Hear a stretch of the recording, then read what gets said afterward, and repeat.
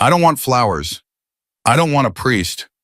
I don't want anyone sitting here crying over me like I'm already gone. Connor Hayes grabbed the nurse's wrist with the last strength his fingers could manage. I want the Hell's Angels. That's it. That's all I'm asking for. The nurse froze. The monitor beeped. And in that sterile room on the fourth floor of Spokane Memorial, a 17-year-old boy dying of bone cancer just made a request that would bring an entire city to its knees. If this story moves you, subscribe to our channel right now and follow Connor's journey all the way to the end. Drop a comment telling us what city you are watching from. I want to see how far this story travels. The oncology ward at Spokane Memorial Hospital smelled the way all oncology wards smell: antiseptic over something older and heavier, something no cleaning solution could ever fully reach. Connor Hayes had been breathing that smell for 11 weeks. He knew every sound the fourth floor made at 3 in the morning. The hiss of the ventilation system, the soft roll of the medication cart down the linoleum hallway, the way the night nurses talk to each other in that careful, quiet register people use when they're surrounded by dying. He was 17 years old and he weighed 109 pounds. The bone cancer had started in his left femur 14 months ago. By the time the doctors at Spokane Memorial finished explaining the staging to his mother, Sarah, it had already moved. It moved through him the way a fire moves through an old house, systematically without mercy, consuming everything it touched. By November, it was in his spine. By February, his ribs.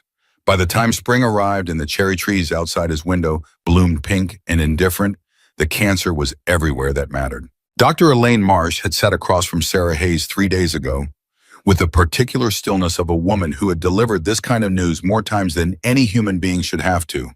She didn't use soft language. Sarah had asked her not to. "We're measuring in days now," Dr. Marsh said. "Not weeks, days. I want you to think about what Connor needs most in the time he has left." Sarah had nodded. She had gotten very good at nodding. What she hadn't expected was what Connor needed. He told her on a Tuesday afternoon when the light through the window was doing something almost gentle across his blanket and his pain medication had leveled him into something close to calm. He reached under his pillow and pulled out a coin. It was silver, or had been once. Now it was worn smooth on one side from years of handling. On the other side, a symbol Sarah recognized immediately and had spent 17 years trying not to think about: the death's head, the wings, the words circling the edge in letters she knew by memory, even though she'd never wanted to. Hell's Angels. "Mom," Connor said. His voice had changed in the last 2 weeks. It had gotten quieter and somehow more deliberate, like every word now cost him something he couldn't afford to waste. "I want to meet them." Sarah looked at the coin. She looked at her son. She said very carefully, "Connor, I know what you're going to say. You don't know what I'm going to say. You're going to say it's not safe, or it's not appropriate, or you're going to go talk to one of the counselors and they're going to come in here and ask me if I want to reconsider." He turned his head toward the window. The cherry blossoms were doing their soft, useless thing outside. "I'm not reconsidering." Sarah held the coin in her palm. It was heavier than it looked. "Where did you get this?" The pause that followed was longer than it should have been. Connor was deciding something. She could see it in the way his jaw tightened, the way his eyes moved away from hers. "It was Dad's," he said. The word landed in the room and didn't go away. Sarah had not spoken about Michael Hayes in any substantive way for the better part of a decade. She had not lied to Connor. She had simply answered every question with the minimum viable truth. "Your father left when you were 4. He had problems he couldn't solve. He loved you." That last part she believed, or had trained herself to believe, because it was the part Connor needed and because the alternative was something she couldn't give her dying son. "Connor, your father. Was he one of them?" Connor looked at her directly then, and the directness of it hit her somewhere behind the sternum. "Was he a Hell's Angel? Is that where this came from? Because I've had this coin my whole life, and I've looked it up, and I know what it means, and I need you to tell me the truth." Sarah opened her mouth. She closed it. "I need to know who he was," Connor said.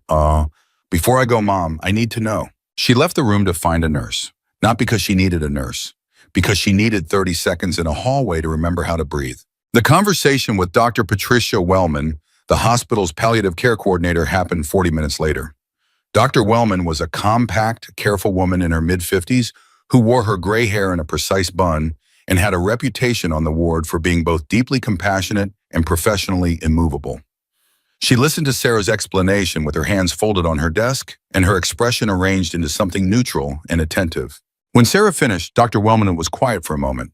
Then she said, "I understand how meaningful this request is to Connor, and I want you to know that we take every patient's end-of-life wishes with complete seriousness." "But," Sarah said, "the Hells Angels are a designated outlaw motorcycle club with a documented history of criminal activity.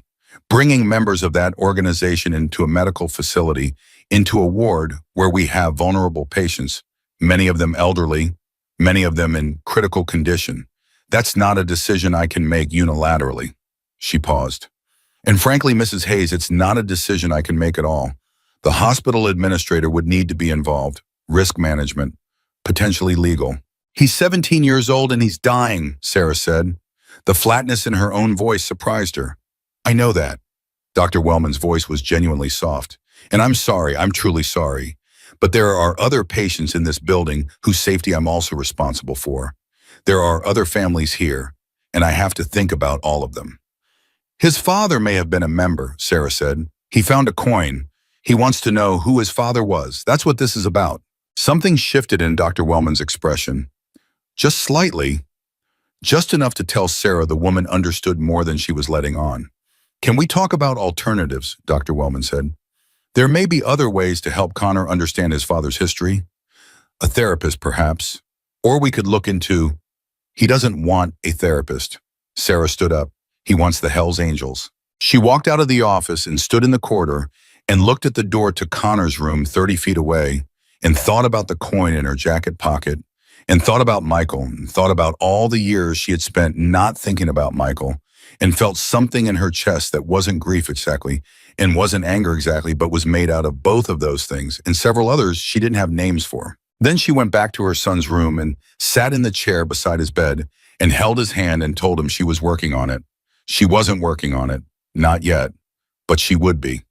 The next morning she went to see Richard Calloway. Richard Calloway was the hospital's chief administrator, and he operated from an office on the second floor that was aggressively normal in its furnishings, framed diplomas, a plant that was doing better than most of the patients upstairs, a desk that suggested authority without excess. He was 61 with the permanently preoccupied expression of a man who spent his days navigating the space between what was right and what was insurable. He heard Sarah out. He was polite about it. He offered her coffee twice, which she declined twice. Then he leaned back in his chair and said, "Mrs. Hayes, I want to be sensitive to your situation, and I genuinely sympathize with what you and Connor are going through." "I hear a but coming," Sarah said. "The Hells Angels are a criminal organization. Their members have felony convictions. Bringing them into this facility would expose the hospital to liability that I simply cannot authorize. Beyond the legal exposure, we have to think about the atmosphere in the ward. We have patients here who are frightened, who are fragile. The sight of," he paused, choosing his word, "that kind of group in this building could cause genuine psychological distress to other patients and their families." "His name is Connor Hayes," Sarah said. "He's in room 414. He's 17 years old. He has days, not weeks. Days." She paused. "He has never asked for anything from this hospital that wasn't medically necessary. Not once in 11 weeks has he made a single unreasonable request. This is the one thing he wants." Calloway's expression was sympathetic in the way that institutional expressions of sympathy always are, genuine in its way, but ultimately not movable by sentiment alone. "I understand," he said, "and I wish I could do more, but my answer has to be no." Sarah walked back upstairs. She passed Dr. Wellman's office without stopping. She passed the nurse's station where 2 nurses pretended not to watch her face. She went into Connor's room and sat down and looked at her son, who was asleep, and looked at the coin on his bedside table and understood that the hospital was not going to solve this problem, which meant she was. She waited until visiting hours ended and the night shift settled into its rhythms. She waited until Connor's pain medication pulled him under and his breathing evened out and the room got quiet in the particular way hospital rooms get quiet when everyone in them has temporarily let go of the effort of being awake. Then she looked up the Hells Angels Spokane chapter on her phone. She found very little that was useful.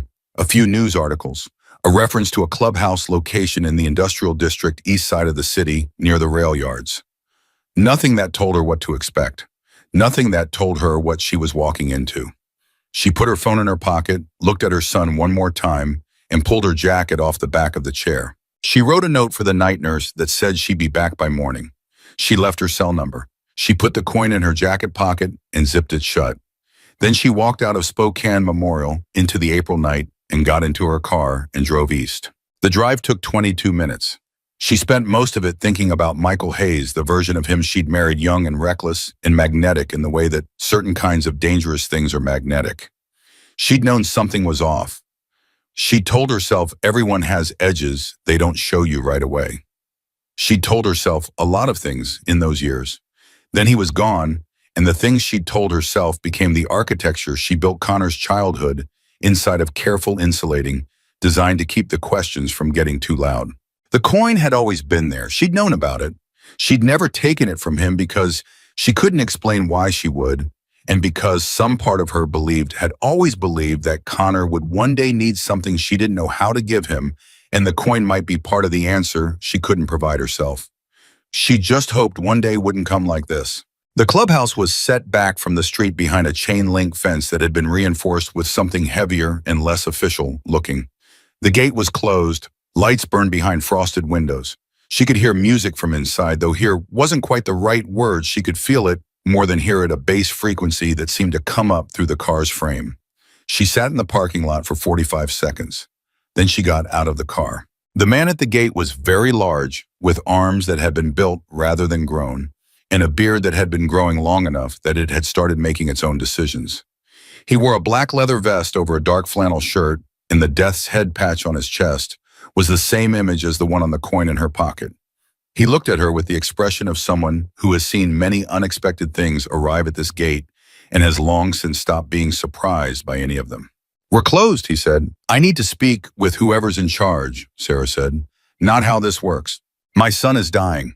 She said it without preamble, without softening, because she had discovered in the last 11 weeks that the sentence worked differently when you stopped treating it like something fragile. "He has days. He found a coin with your symbol on it. He thinks his father was a member. His name was Michael Hayes.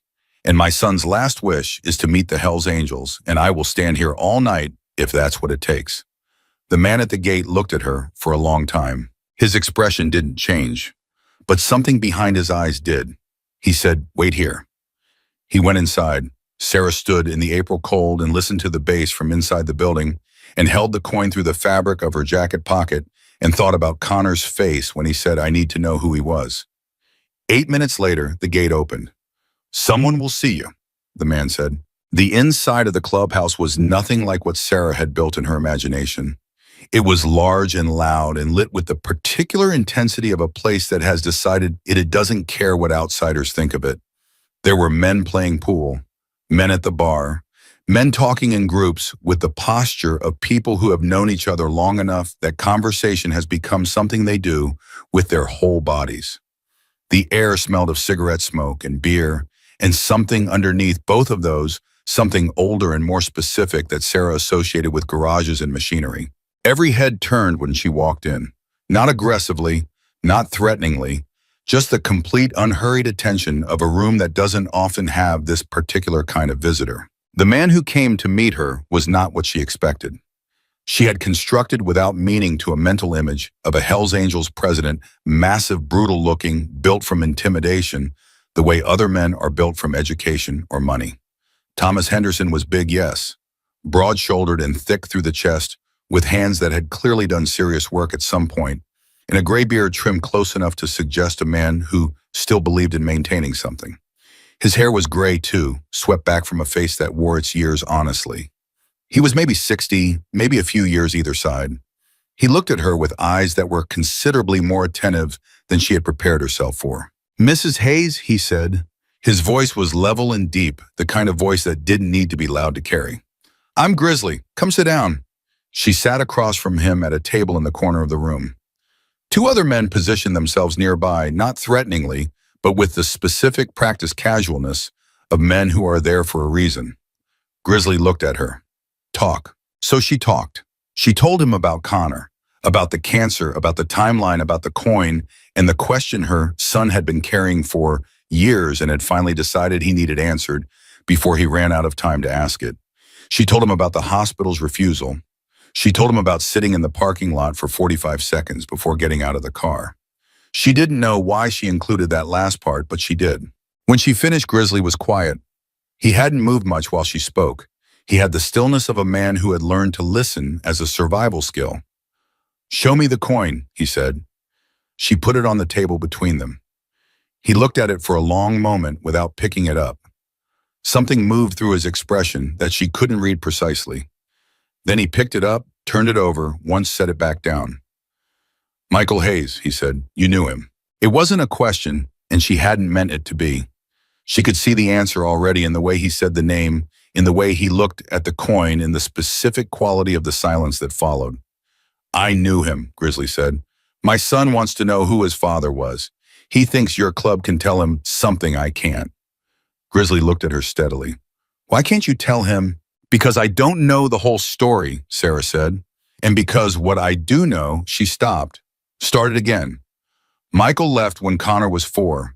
He didn't say goodbye. There was no explanation, no note, nothing. 3 months later, I found out from a mutual acquaintance that he was dead. I don't know how. I've never been able to find out how. I know it wasn't an accident." She paused. "I think Connor deserves to know the shape of his father's life, even if the shape is ugly." Grizzly was looking at the coin again. "That's a generous way to think about it." "He's dying, Sarah said simply. Generosity seems like the right approach. Something that might have been respect moved briefly across Grizzly's face. "How old is he?" he said. 17. "What's he like?" The question surprised her. She thought about it honestly, which was the only way she knew how to answer questions about Connor. "He's the smartest person I know," she said. "He's been reading since he was 3. He spent 6 months teaching himself to play guitar because he wanted to learn one specific song. He's kind in a way that doesn't call attention to itself. He doesn't complain."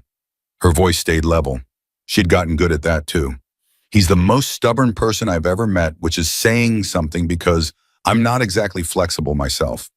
He decided 6 months ago that if he was going to die, he was going to die curious, not afraid." Grizzly looked at her for a moment. "Decided he wanted to meet us and just decided that. Wouldn't let go of it." "That's right. Even when the hospital said no. Especially when the hospital said no." Something shifted in Grizzly's face, a very slight movement, but real. He picked up the coin one more time, and this time he held it rather than immediately setting it back down. "Michael Hayes," he said again, quieter this time, more private. "He was with us for almost 3 years, prospect period included."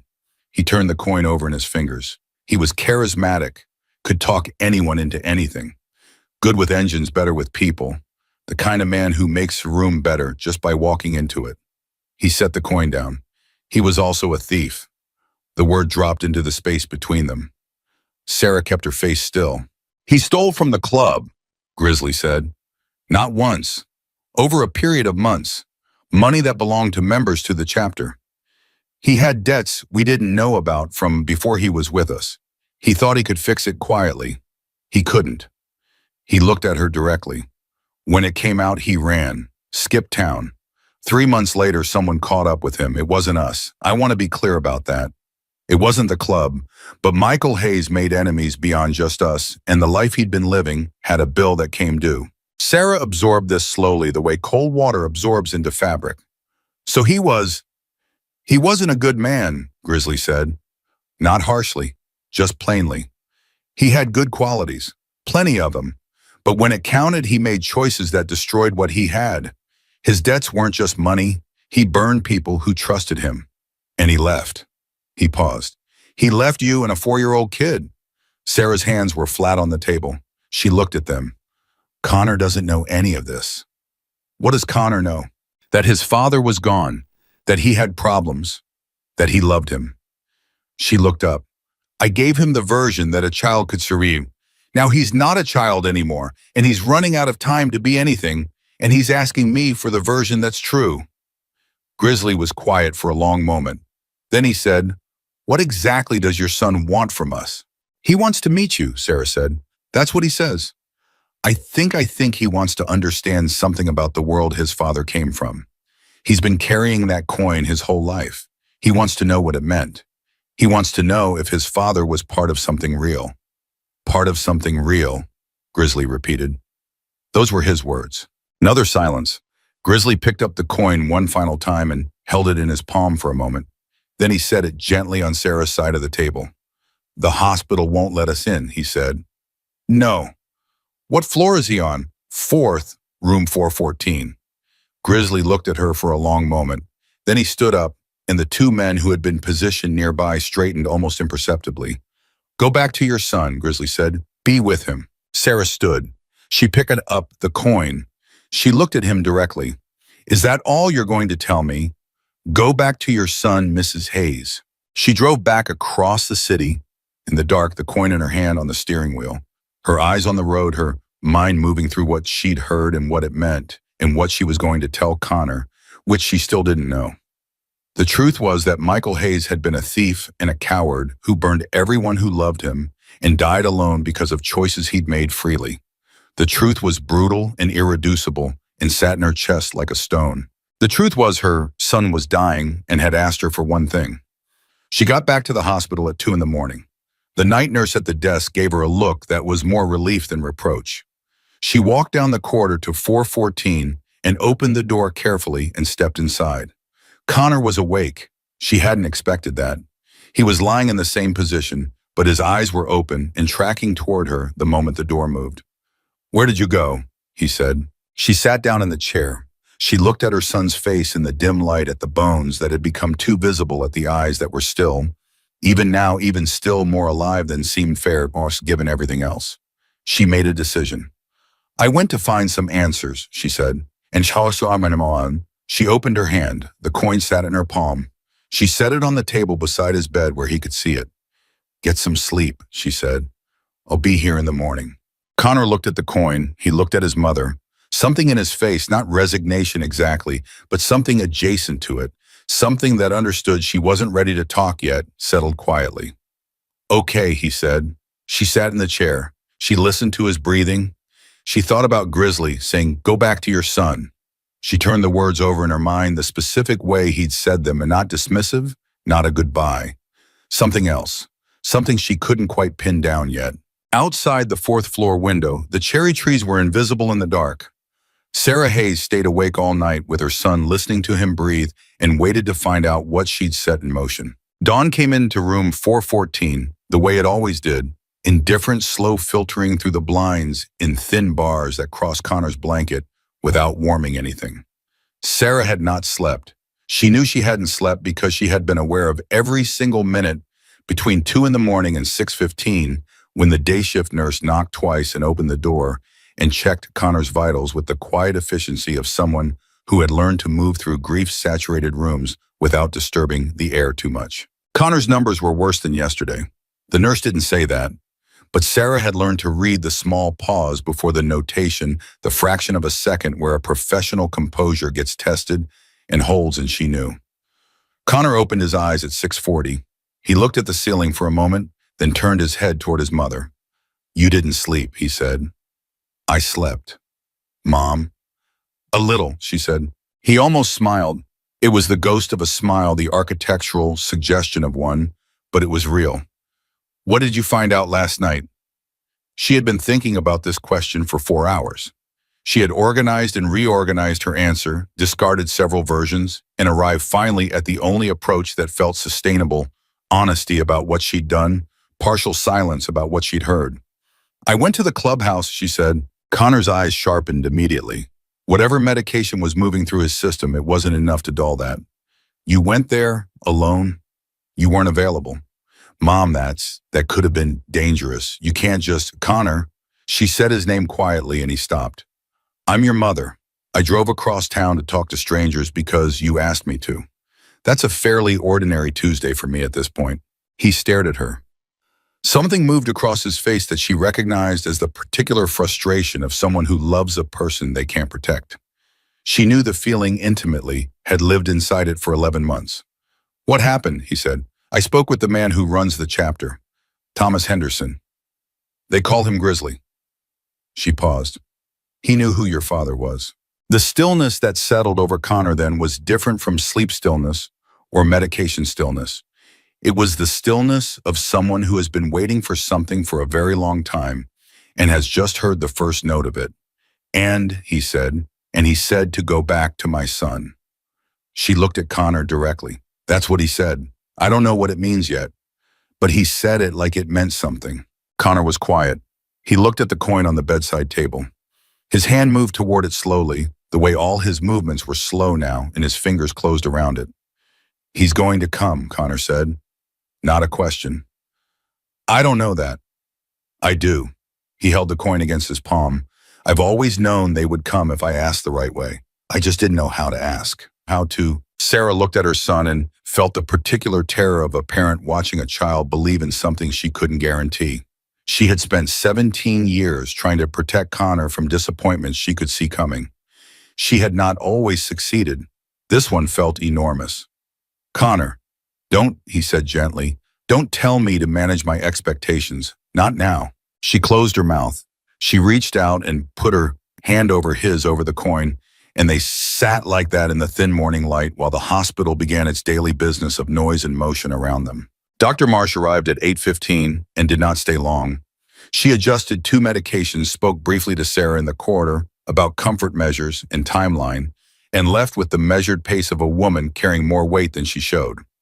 What she said in that corridor, in a voice pitched low enough that the passing nurses couldn't hear, was, I'd estimate 72 hours, possibly fewer. I think you should make whatever calls need to be made. Sarah made exactly 1 call. She went to the hospital chapel, which was empty at that hour, and stood near the window with her phone and called the number she'd gotten from the gate guard the night before, a number she'd been given, with the implicit understanding that she probably shouldn't need to use it, but could. It rang 4 times. She was composing a voicemail in her head when the line connected. Mrs. Hayes, Grizzly's voice. Fully awake, though it was barely 8:30. 72 hours, she said. The doctor told me this morning, 72 hours, maybe less. A silence. Not empty, she could hear him breathing, could hear some ambient sound on his end that she couldn't identify. He had a good night, Grizzly said. The question surprised her. He was awake this morning. He's lucid. More lucid than he should be, probably. What did you tell him? That I'd spoken to you, that you knew his father. She paused. He thinks you are coming. Another silence. The hospital administrator won't budge, Grizzly said. I know. Calloway. The fact that he knew the man's name gave Sarah a small cold jolt. How do you...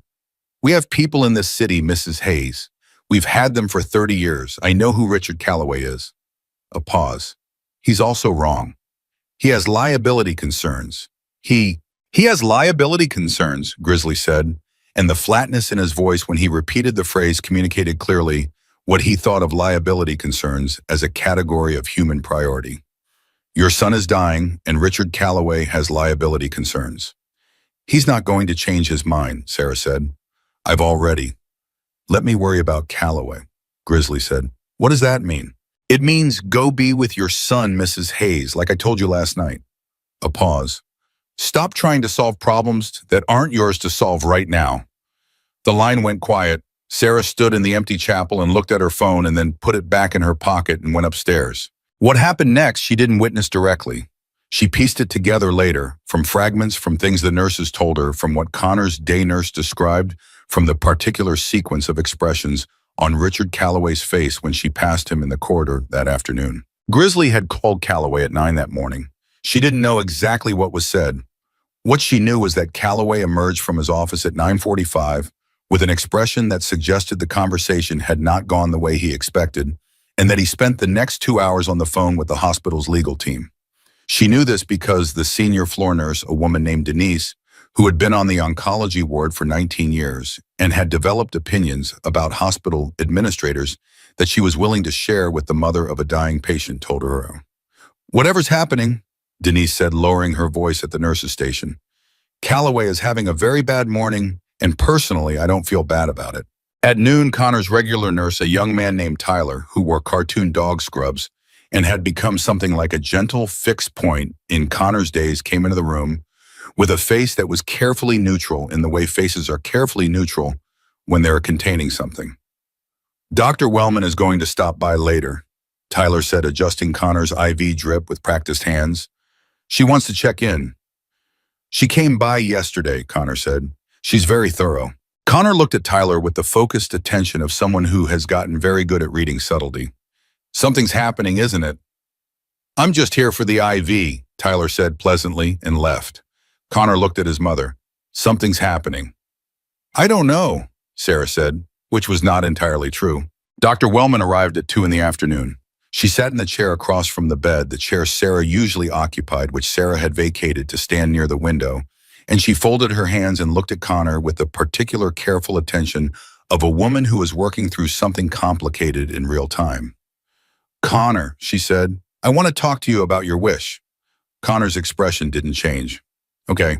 There have been some conversations happening today about your request at the administrative level. She paused. Mr. Calloway is, another pause breather, reconsidering some of the parameters of our initial response. Connor looked at her steadily. You're saying they might let them come. I'm saying the conversation is ongoing. Because of my mom, Dr. Wellman glanced at Sarah for just a moment. Your mother has been a very strong advocate, yes. And because of them, Connor said, because the club is pushing back.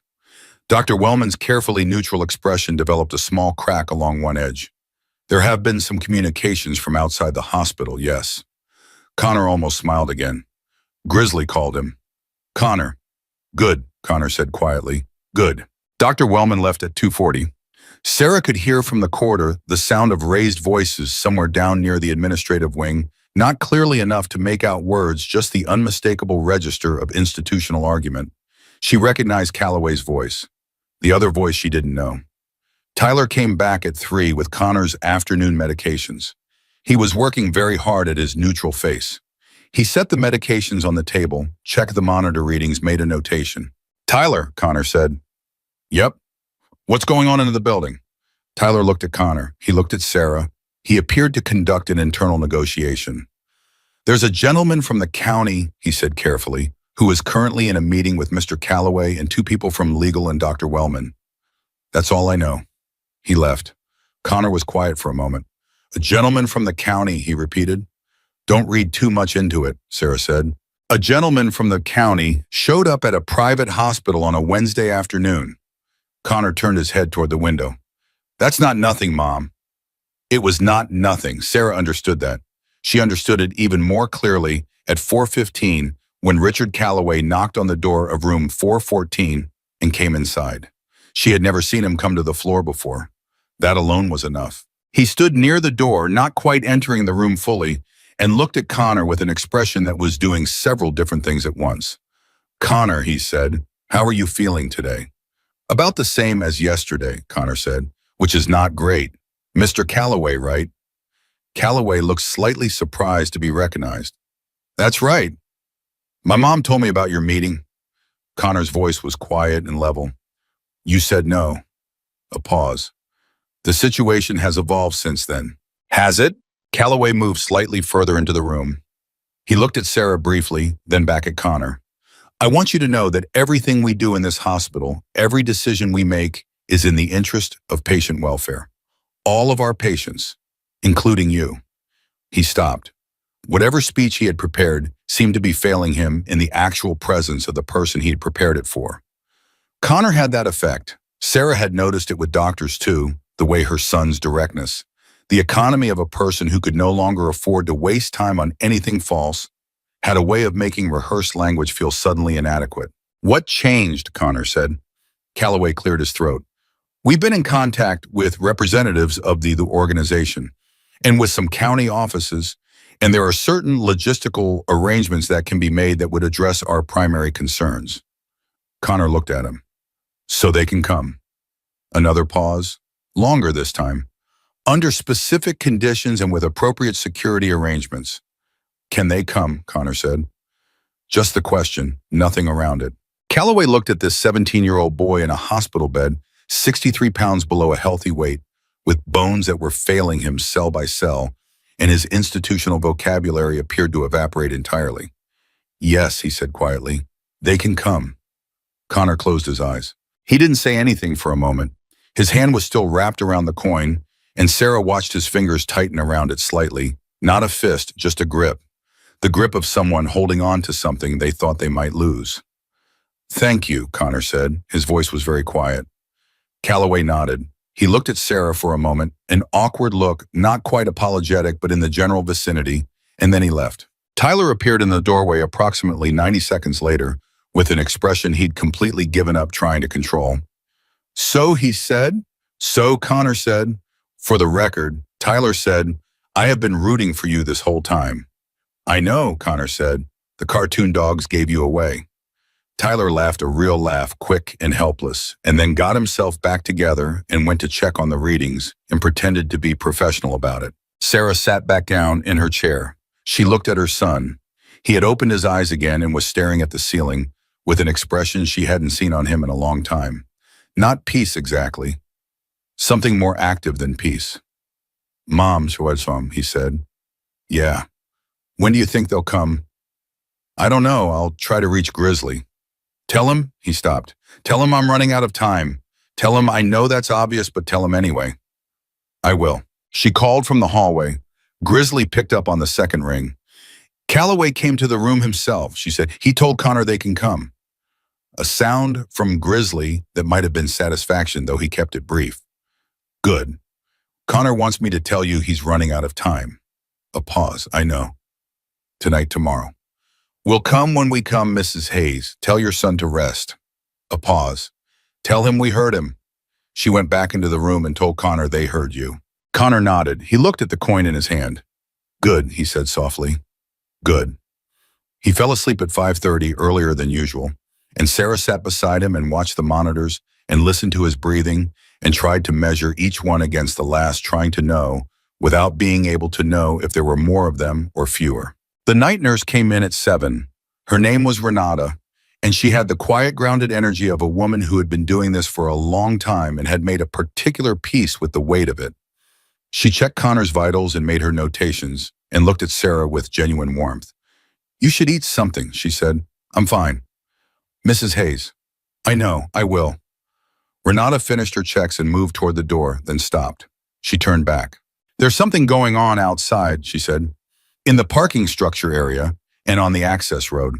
I don't know exactly what yet, but the security desk called up about 20 minutes ago. She kept her voice level and factual. I thought you'd want to know. Sarah looked at Connor. He was asleep. The coin was still in his hand. She stood up slowly. What kind of something, she said. Renata measured her words carefully. The kind with engines, she said. Sarah moved to the window. The 4th floor window faced the east side of the building, overlooking the access road and the edge of the parking structure beyond it. The night had come down fully by now, and the lighting on that side of the building was industrial and sparse. But she could see them. Not all of them. She couldn't see all of them from here.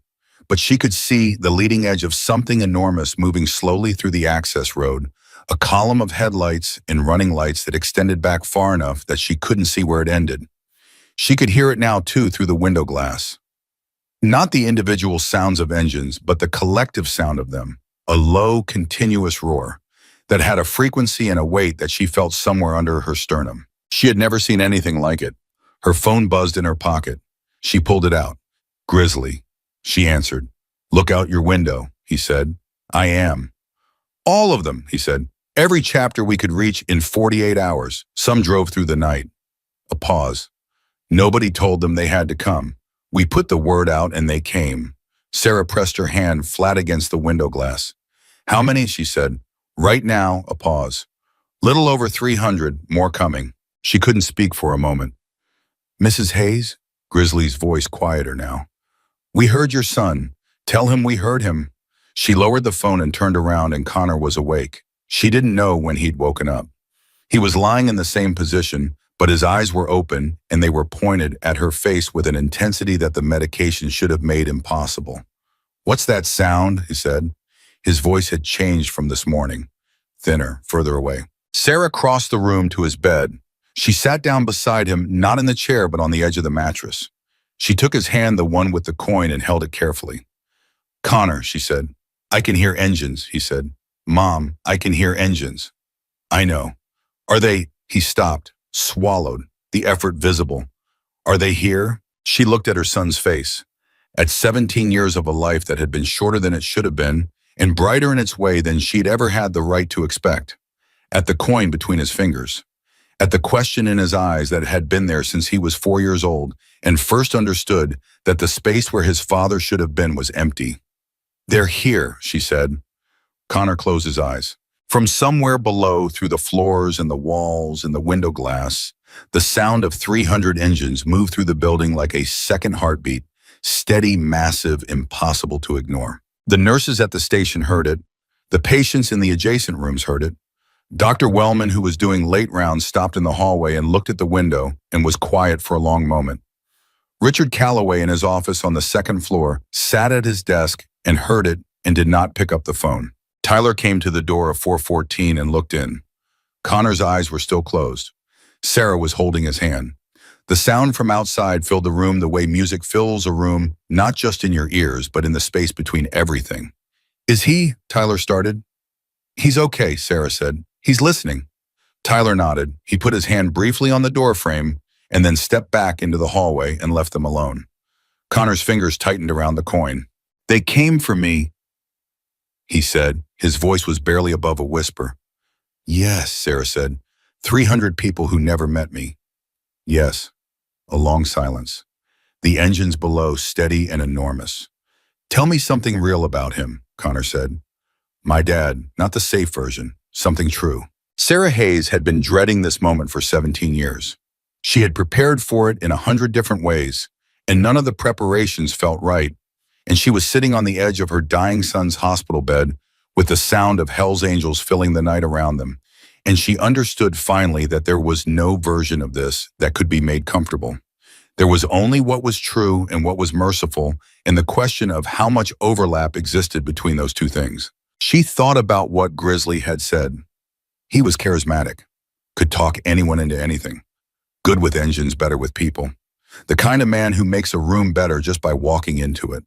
She thought about Michael Hayes at 26 the year she met him, the way he laughed, the way he'd been with Connor as a baby, genuinely gentle, genuinely present in a way that had surprised her because it was real. She thought he was also a thief and a coward who burned everyone who loved him and left his 4-year-old son without a goodbye. Both things were true. Both things were Michael. "He was the most alive person I'd ever met," she said. "When you walked into a room with him, you felt it, like something turned up. He could make strangers feel like they'd known him for years." She paused. "He was also broken in ways I didn't understand until too late. He made choices that hurt people. He ran from things instead of facing them. He was not who I needed him to be." Connor was listening, eyes still closed. "But he wasn't nothing," Sarah said. "He was complicated. He was real. And some of what he was the alive part, the stubborn part, the part that doesn't give up." Her voice held. "That's in you. That's been in you your whole life." Connor didn't speak for a moment. When he did, his voice was very quiet. Was the coin his yes? Did he love me? The question she had been asked 100 times before, in 100 different forms over 17 years. She had always answered it the same way because she had always believed the answer. Yes, she said. Whatever else he was, that was true. The engines outside shifted, not fading but changing register, settling into something steadier and lower. The city around the hospital had gotten quieter. It was late enough that the normal street noise had thinned, and the sound of the riders was the dominant thing in the night. Connor opened his eyes. "I want to see them," he said. "Connor, you can't—" "I know I can't go outside." He turned his head toward her. "Can they come up?" Sarah thought of Grizzly's voice. "We'll come when we come. Tell him to rest." She thought of 300 riders who had driven through the night without being told they had to. She picked up her phone, but before she could dial, her phone rang. "Grizzly," she answered. "We're outside," he said. "I'm coming in. The security has been handled." A pause. "Calloway made some arrangements, like I said he would." Another pause, and in it, something she hadn't heard in his voice before, something careful, almost gentle. "I'm going to need a few minutes with your son, Mrs. Hayes, alone. I need you to trust me with that." Sarah looked at Connor. Connor was looking at her, and in his face, past the illness, past the exhaustion, past everything that the last 11 months had stripped away, she could see the 4-year-old boy who used to ask her why the space where his father should have been was empty. "Don't hurt him," she said. Not a warning, something else. A request from one human being to another. No, Grizzly said. I'm not going to hurt him. The wait between the phone call and the moment the door opened was 11 minutes. Sarah spent them in the chair by the window, and Connor spent them watching the door. Neither of them spoke much. Tyler came by once and then quickly away reading the room. At 9:47, the door to room 414 opened. Thomas Grizzly Henderson was not wearing his vest when he walked in. He was carrying it folded over one arm. He had cleaned up from the night before, or maybe simply looked different in this context, in this light, in this room. He walked in the way large men with authority walk in quiet rooms, carefully aware of the space. He looked at Connor. Connor looked at him. For a moment, neither of them spoke. The monitor beeped. The engine sounds from outside, lower, now steadier, moved through the glass. You're Connor, Grizzly said. You're Grizzly, Connor said. Grizzly pulled the chair from the corner of the room and set it beside the bed and sat down. He set the vest across his knees. He looked at Connor with the same attentiveness he'd given Sarah in the clubhouse, the listening that went past the surface. Your mom drove into our clubhouse alone at midnight, Grizzly said. I know. She's insane. She is, Grizzly agreed. Something crossed his face that might have been the beginning of a smile. I've met a lot of people who wanted things badly enough to do something stupid to get them. Your mother is in the top 5. Connor looked at his mother. Sarah raised an eyebrow at him. He almost smiled back. You wanted to meet us, Grizzly said. His voice shifted, not harder, just more direct. I'm here, so talk. Connor's fingers moved around the coin. Was my father one of you? The question clean and unadorned. Grizzly looked at the coin. He looked at Connor. Yes, he said. He was a member of this chapter for almost 3 years. Connor absorbed this. What was he like? And then something happened that Sarah had not expected, that she would think about for a long time afterward. Grizzly Thomas Henderson, president of the Spokane Hells Angels, a man who had sat across from her in a loud clubhouse and delivered the facts of Michael Hayes' life with a plainness that had made her want to sit down, looked at this 17-year-old boy in a hospital bed and made a decision. She could see him make it. It happened in the space of about 2 seconds, in the way his jaw moved and his hands settled on his knees and his eyes changed their quality. He made a choice. Your father, Grizzly said, was one of the most loyal men I ever knew. Connor went very still.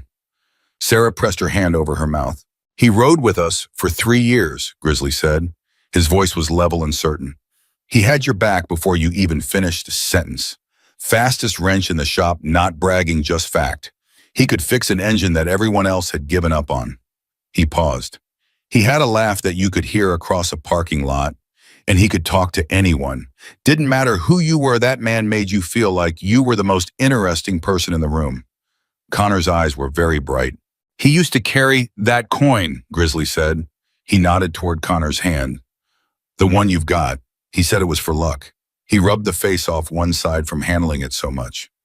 A pause. He talked about you. Connor's lips parted. He did. Talked about a son he had in the city, said you were going to be smarter than him, which he thought was probably not a high bar, and funnier than him, which he thought was a very high bar. The edge of something real in Grizzly's voice, then something that hadn't been scripted. He wasn't wrong. Sarah understood in this moment exactly what Grizzly was doing. She understood it so completely that she couldn't speak, couldn't move, could only sit by the window and press her hand over her mouth and let it happen. He was giving her son a story worth dying in. Not the true story or not the whole true story. He was giving Connor the version that a boy who has run out of time deserves to have. The version where his father was real and loyal and thought about him. The version where the coin meant something good.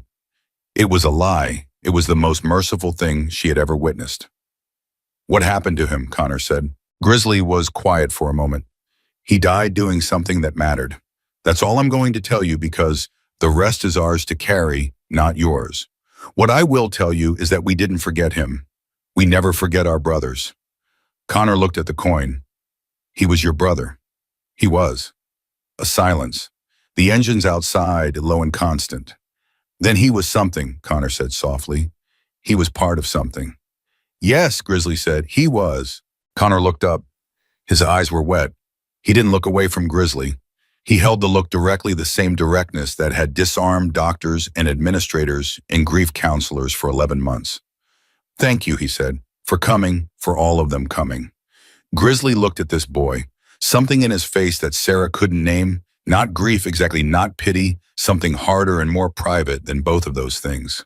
Nobody had to be asked twice, Grizzly said. He reached down and picked up the leather vest from his knees. And then he did something that Sarah Hayes would carry with her for the rest of her life, something she would try to describe to people in the years to come and always find the words insufficient for.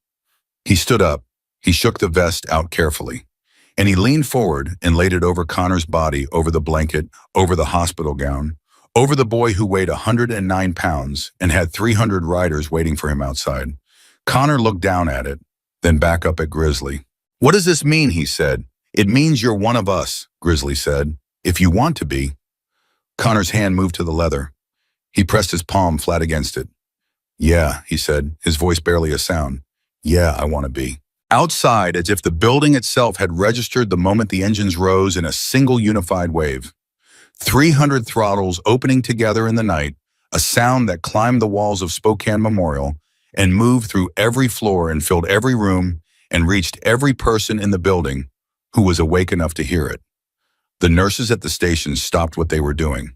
In the room across the hall, an 83-year-old man named Earl, who had been fading in and out for 2 days, opened his eyes at the sound of it and didn't know what it was, but felt something, a vibration, a presence, a weight of human intention that came through the walls and reached him where he was. Connor Hayes lay in room 414 with a Hell's Angels vest across his body and a coin in his hand and a story his father never got to tell him, and he listened to 300 engines speak for every person who hadn't known how to. Sarah Hayes sat by the window with her hand over her mouth and let her son have this. Just this. This one true thing inside the lie, this one real thing underneath the mercy that people had come, that they had come for him, that no institution and no administrator and no liability concern had been able to stop them from coming. That the world contained people who drove through the night for a boy they'd never met because someone asked and it was the right thing to do. That part, at least, was entirely true. The engines didn't stop that night. They didn't stop at 10 o'clock when the hospital's security director called Calloway's cell phone for the third time in 2 hours.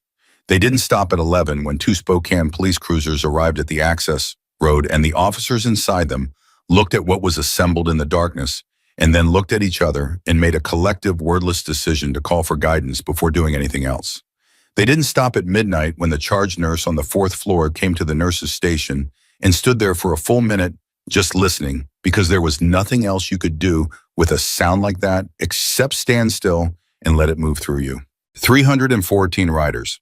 That was the number that would appear in the Spokane Spokesman Review 3 days later, attributed to a source inside the police department who had counted headlights from the access road overpass. 314 from 11 different chapters across 4 states. Some had driven 8 hours. One group had come from Portland, another from Boise, a third from somewhere in Montana that nobody at the hospital had thought to ask about specifically. They came because the word had gone out, and when this particular word goes out in this particular world, people move. Connor knew none of the numbers that night. What Connor knew was the sound. He lay in a room 414 with Grizzly's vest across his body and the coin in his left hand and his eyes half open, and he listened. Sarah watched him listen. She watched the way his breathing, shallow too shallow, the kind of breathing that Dr. Marsh measured in days, seemed to steady itself against the rhythm of the engines outside, as if his body was borrowing something from the collective sound of them. Grizzly had stayed for 40 minutes. When he left, he shook Connor's hand. Not the careful, reduced handshake people give to sick people, a real one. Connor grabbed back as hard as he could, which wasn't much, and Grizzly didn't make anything of the difference. At the door, Grizzly looked back. "Get some rest," he said. "You're not leaving," Connor said. "The engines are still going." Grizzly looked at him. "We'll be here. All night. However long it takes." Connor nodded. Something in the economy of it, no performance, no excessive sentiment, just the flat statement of a man who meant it seemed to satisfy him in a way that no amount of reassurance from doctors or counselors or well-meaning relatives had managed in 11 months. "Okay," Connor said. Grizzly left. The door closed. Sarah and Connor were alone with the sound. "Mom," Connor said, "right here. Don't fall asleep tonight." She looked at him.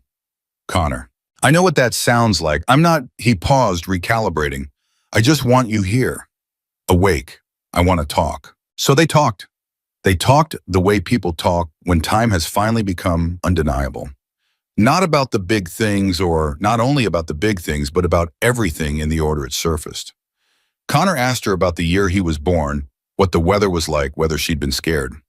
She told him she'd been terrified and that it had been February and that the hospital room had smelled like floor cleaner and that the moment they handed him to her, she'd thought, oh, so this is the thing I was going to do with my life. He asked her about the guitar she'd bought him 3 Christmases ago and whether she still had it. She said it was in the closet at home and she wasn't going to talk about what she was going to do with it, not tonight. He said he wasn't asking about tonight, just about the guitar, and she said, fine, yes, she had it and she was keeping it. He said, good.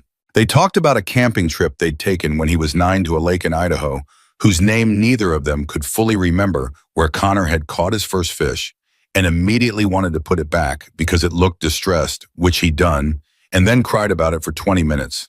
Not because he was sad, but because he was 9 and overwhelmed by having made a decision that felt important. Sarah had told him then that caring about things was not a weakness.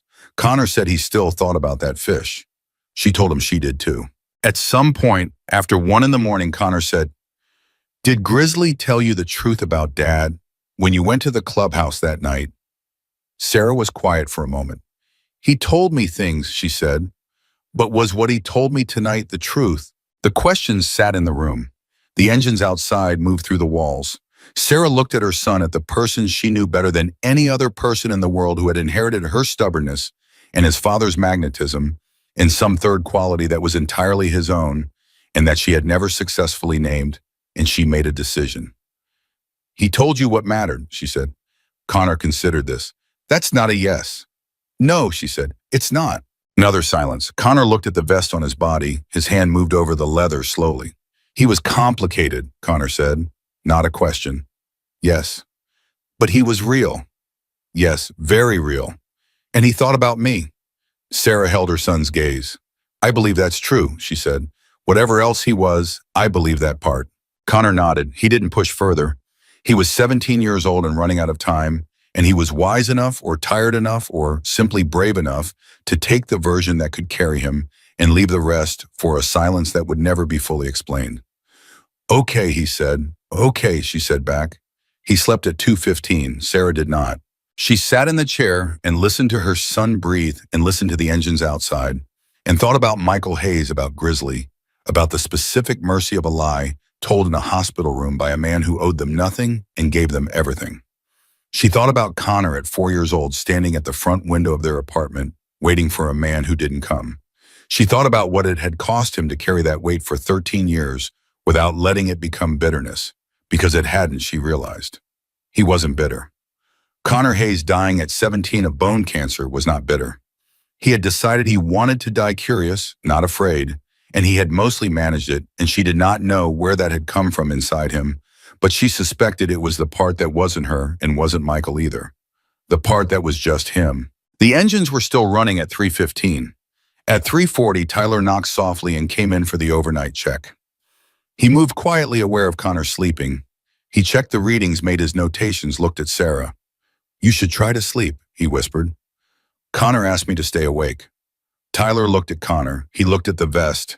He'd seen it when he came in earlier and hadn't said anything about it, which Sarah appreciated more than she could express. The rider's outside, Tyler said quietly. They've been there 6 hours. I know. Half the staff is losing their minds about it. A pause. The other half went to the windows. Sarah looked at him. Which half are you? Tyler considered. I checked the window twice, he said. Then I came back up here. He glanced toward the door. Dr. Wellman is still in the building. She came back at midnight. She's not on call. He said it the way people say things they think matter but can't explain why. She's just here. Sarah nodded. Tell her thank you. Tyler slipped back out. The shift change happened at 6. The morning light came back. Connor woke at 6:50 with a cough that lasted 2 minutes and left him exhausted in equanimity. His hand pressed to his ribs, his eyes squeezed shut, while Sarah held his other hand and said nothing, because there was nothing to say. When it passed, he lay back and breathed carefully. They're still there, he said. Not a question. He could hear them. Yes. How long has it been? About 9 hours. Connor absorbed this. The cough had cost him something visible. There was a grayness to his face that hadn't been there last night, a new depth to the exhaustion. Dr. Marsh arrived at 7:30 and did not say what her expression said, which was that the 72 hours she'd given them 3 days ago might have been optimistic. She adjusted medications. She spoke quietly to Sarah in the hall. His oxygen saturation is lower this morning, she said. We can put him on supplemental oxygen. It'll help with the breathing. It won't change the timeline, but it will make him more comfortable. Will he be able to talk? Yes, for now. A pause.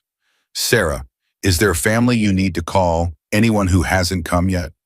There's no one else, Sarah said. It's just us. Dr. Marsh looked at her for a moment. It doesn't feel like just you, she said quietly. She meant the engines. They were still running outside lower now, cycling in rotation so that the sound didn't stop even as individual riders took breaks.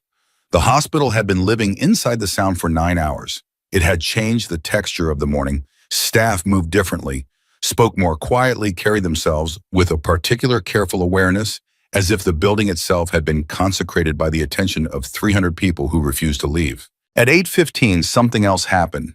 Denise, the senior floor nurse with 19 years on the oncology ward and opinions about hospital administrators, appeared in the doorway of 414 with an expression that was unprecedented in Sarah's experience of her uncertain. Denise was not uncertain. Denise was the fixed axis around which the fourth floor rotated. Mrs. Hayes, she said, there's someone at the nurse's station asking for you. Not a visitor, not family. She paused. Media. Sarah straightened. What? A reporter, local TV, and there's a photographer from the newspaper. Denise's voice was carefully neutral. Someone talked. It might have been one of the overnight staff, I don't know. But there's a camera crew setting up in the parking lot, and the administrator is... She stopped. Mr. Calloway is having another very bad morning. Sarah stood up. She looked at Connor, who had heard all of this. Don't, Connor said. Connor, don't talk to them. His voice was thin but definite. This isn't their story. They're going to report it whether we talk to them or not. Then let them. He looked at her steadily. But don't go down there. Stay here. She stayed. What happened outside the hospital in the next 3 hours was something none of them fully controlled. The camera crew filmed the riders. The riders did not engage with the camera crew. The reporter tried to get a statement from Calloway, who emerged briefly, said something about patient privacy and extraordinary circumstances, and went back inside. The riders continued to run their engines in rotation. The photographer got the picture that would run on the front page, an image of the access road lined with bikes and riders, and the hospital building rising behind them, the morning light doing something almost devotional with the chrome, though he would not use that word in his caption. By 10 o'clock, the story was moving through social media in ways that nobody in the building had anticipated. Someone had posted a video from a car window, 30 seconds of shaky footage of the formation with the caption, "They're all here for one kid and they won't leave." It had 60,000 views by noon. By late afternoon, it would have 2 million. By the time Sarah became aware of any of this, it had already happened. What she was aware of sitting in room 414 was the sound of Connor's breathing and the weight of the vest across his body and the coin in his hand and the question he asked her at 10:45. Are they going to make them leave? No, Sarah said, because she believed it. Grizzly said they'd stay. They'll stay. Connor nodded. He was quiet for a while. Then, I want to write something down. Sarah found paper in the bedside drawer, a notepad with the hospital's letterhead, the kind left for patients to write questions for doctors. She uncapped a pen and gave it to him. He held it for a moment, looking at the paper, then began to write. His handwriting was not what it had been. She watched the pen move slowly, deliberately. He wrote for 4 minutes, then he folded the paper once and held it out to her. Don't read it now, he said. She took it. She put it in her jacket pocket without reading it. It's not dramatic, he said. There were things I wanted to say while I still could say them clearly. He paused. There's one for you. There's one for Tyler because he wore cartoon dogs every shift for 4 months and nobody made him do that. And there's one, he stopped. There's one for Grizzly, in case I can't say it myself. Sarah pressed her fingers against the outside of her jacket pocket, feeling the folded paper. I'll make sure he gets it, she said. I know you will. Noon came. The sound of the engines continued steady, unbroken, the rotating relay of riders keeping the sound alive. Denise brought lunch that Sarah didn't eat. Tyler came by twice and didn't pretend to have clinical reasons for either visit.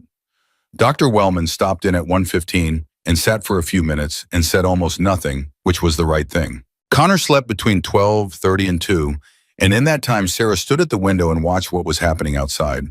The formation had organized itself more deliberately in the daylight bikes arranged in rows along the access road and the edge of the parking structure, riders in small groups or alone, some sitting, some standing, some walking. Slowly. A few had brought food and were sharing it without ceremony. One man, enormous with a red beard down to his chest, was sitting on the hood of a car reading a paperback novel with the complete absorption of someone who had made peace with the wait. None of them looked like they were leaving. A woman had appeared at the outer edge of the gathering. Then two more, then a man with a young child on his shoulders. Civilians.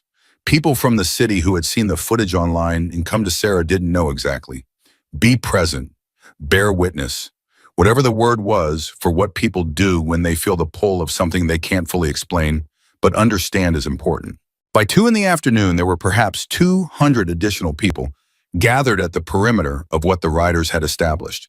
Not joining the formation, not intruding on it, just there. Spokane Memorial Hospital had become something it had never been before and would never be again. Connor woke at 2:10, looked at the window and said, "More people." He'd heard something in the change of the ambient sound, the crowd noise layering in under the engines. Sarah hadn't told him. He'd heard it. "Word got out," she said. "About me. About all of it." He was quiet. "I didn't want it to be a spectacle."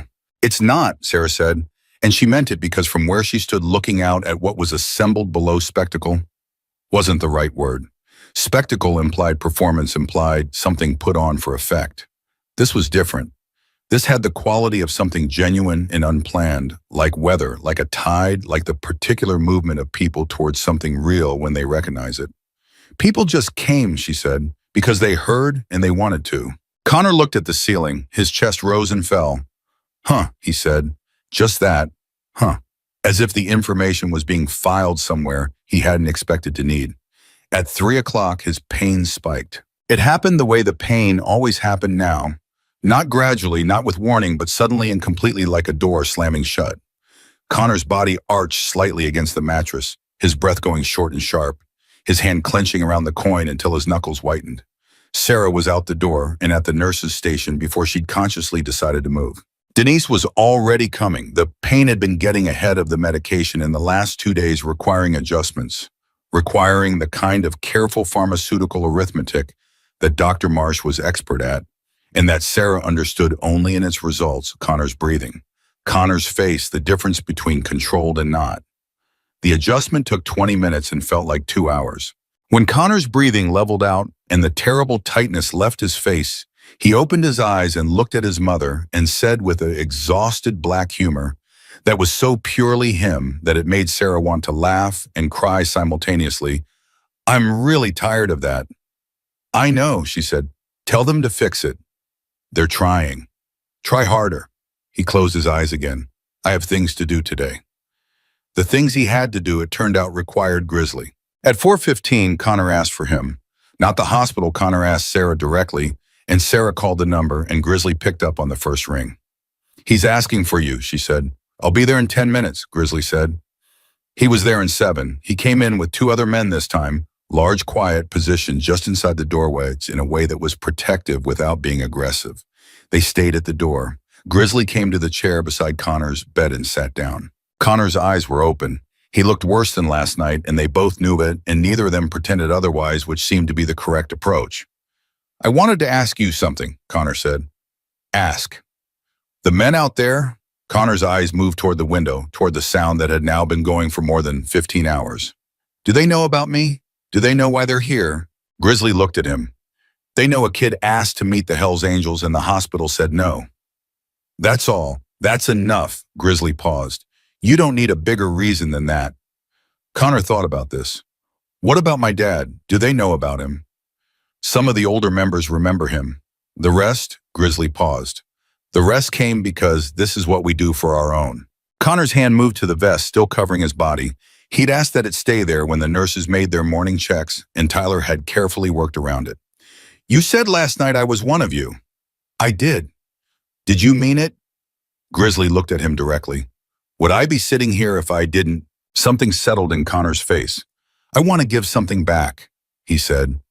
To the men outside. To all of them. He paused, the effort of it visible. I know I can't go down there. I know I probably can't. He stopped, reorganized. Is there a way for them to hear me? Like, can you put me on a speaker or something so they know? I know they're there. Grizzly was quiet for a moment. He looked at Connor with the same quality of attention he'd given him the night before, the real listening, the kind that doesn't rush to fill silence. Yeah, he said. We can do that. I don't want to give a speech, Connor said quickly. I just want to say, I just want them to know. He stopped. Does that make sense? It makes sense. You'll do it. I'll handle it. Connor nodded. He closed his eyes for a moment, then opened them again. There's a letter, he said. For you. My mom has it. He looked at Sarah. Now is okay. Sarah reached into her jacket pocket and retrieved the folded paper. She held it for a moment, then crossed to Grizzly and gave it to him. He took it without opening it. He put it in the inside pocket of his vest. I'll read it later, he said. It's not long, Connor said. I couldn't, he paused. My handwriting got bad, so I kept it short. Short is fine. There's one thing in it I need to say out loud too, Connor said, because I want you to actually hear it. He looked at Grizzly steadily. Thank you. Not for last night, not for the story you told me. I know it was, he paused, and Grizzly went very still. I know it was what you thought I needed, and you were right. But what I'm thanking you for is the men outside. That's real. That's not a story. 300 people came because a kid asked. That's the most real thing that's ever happened to me. His voice had gotten quieter but had not broken. So thank you for that. That part was true. Grizzly sat with this. He was quiet long enough that one of the men at the door shifted almost imperceptibly. Then Grizzly said, Your father would have been out there with them. You know that? Connor blinked. Something moved across his face. Yeah, he said softly. Yeah, I think he would have. The best version of him would have. Grizzly paused. People have more than one version. You know that. I know. The version that was out there on a bike with his brothers, that version would have driven through the night. Grizzly's voice was level and certain. No question. Connor held that. He pressed his palm flat against the vest one more time. At 4:50, Grizzly left the room and went outside. Sarah watched from the window. She watched him move through the formation to a position at the front, where someone handed him something she couldn't see clearly from the 4th floor. There was a brief exchange with 2 other riders. Then she saw him hold something up, a radio, or a portable speaker, or some combination of them. She couldn't tell exactly from here. Then the engines went quiet. All at once, all 300 of them together, as if a single switch had been thrown. The silence was so sudden and so complete that it felt physical, like pressure changing, like the moment after a sound you've been inside for so long that you stopped hearing it ends and you feel the absence of it in your body. In the hospitals and houses and businesses within earshot of Spokane Memorial, people stopped what they were doing. On the 4th floor, every nurse at the station looked up. In room 414, Connor Hayes opened his eyes.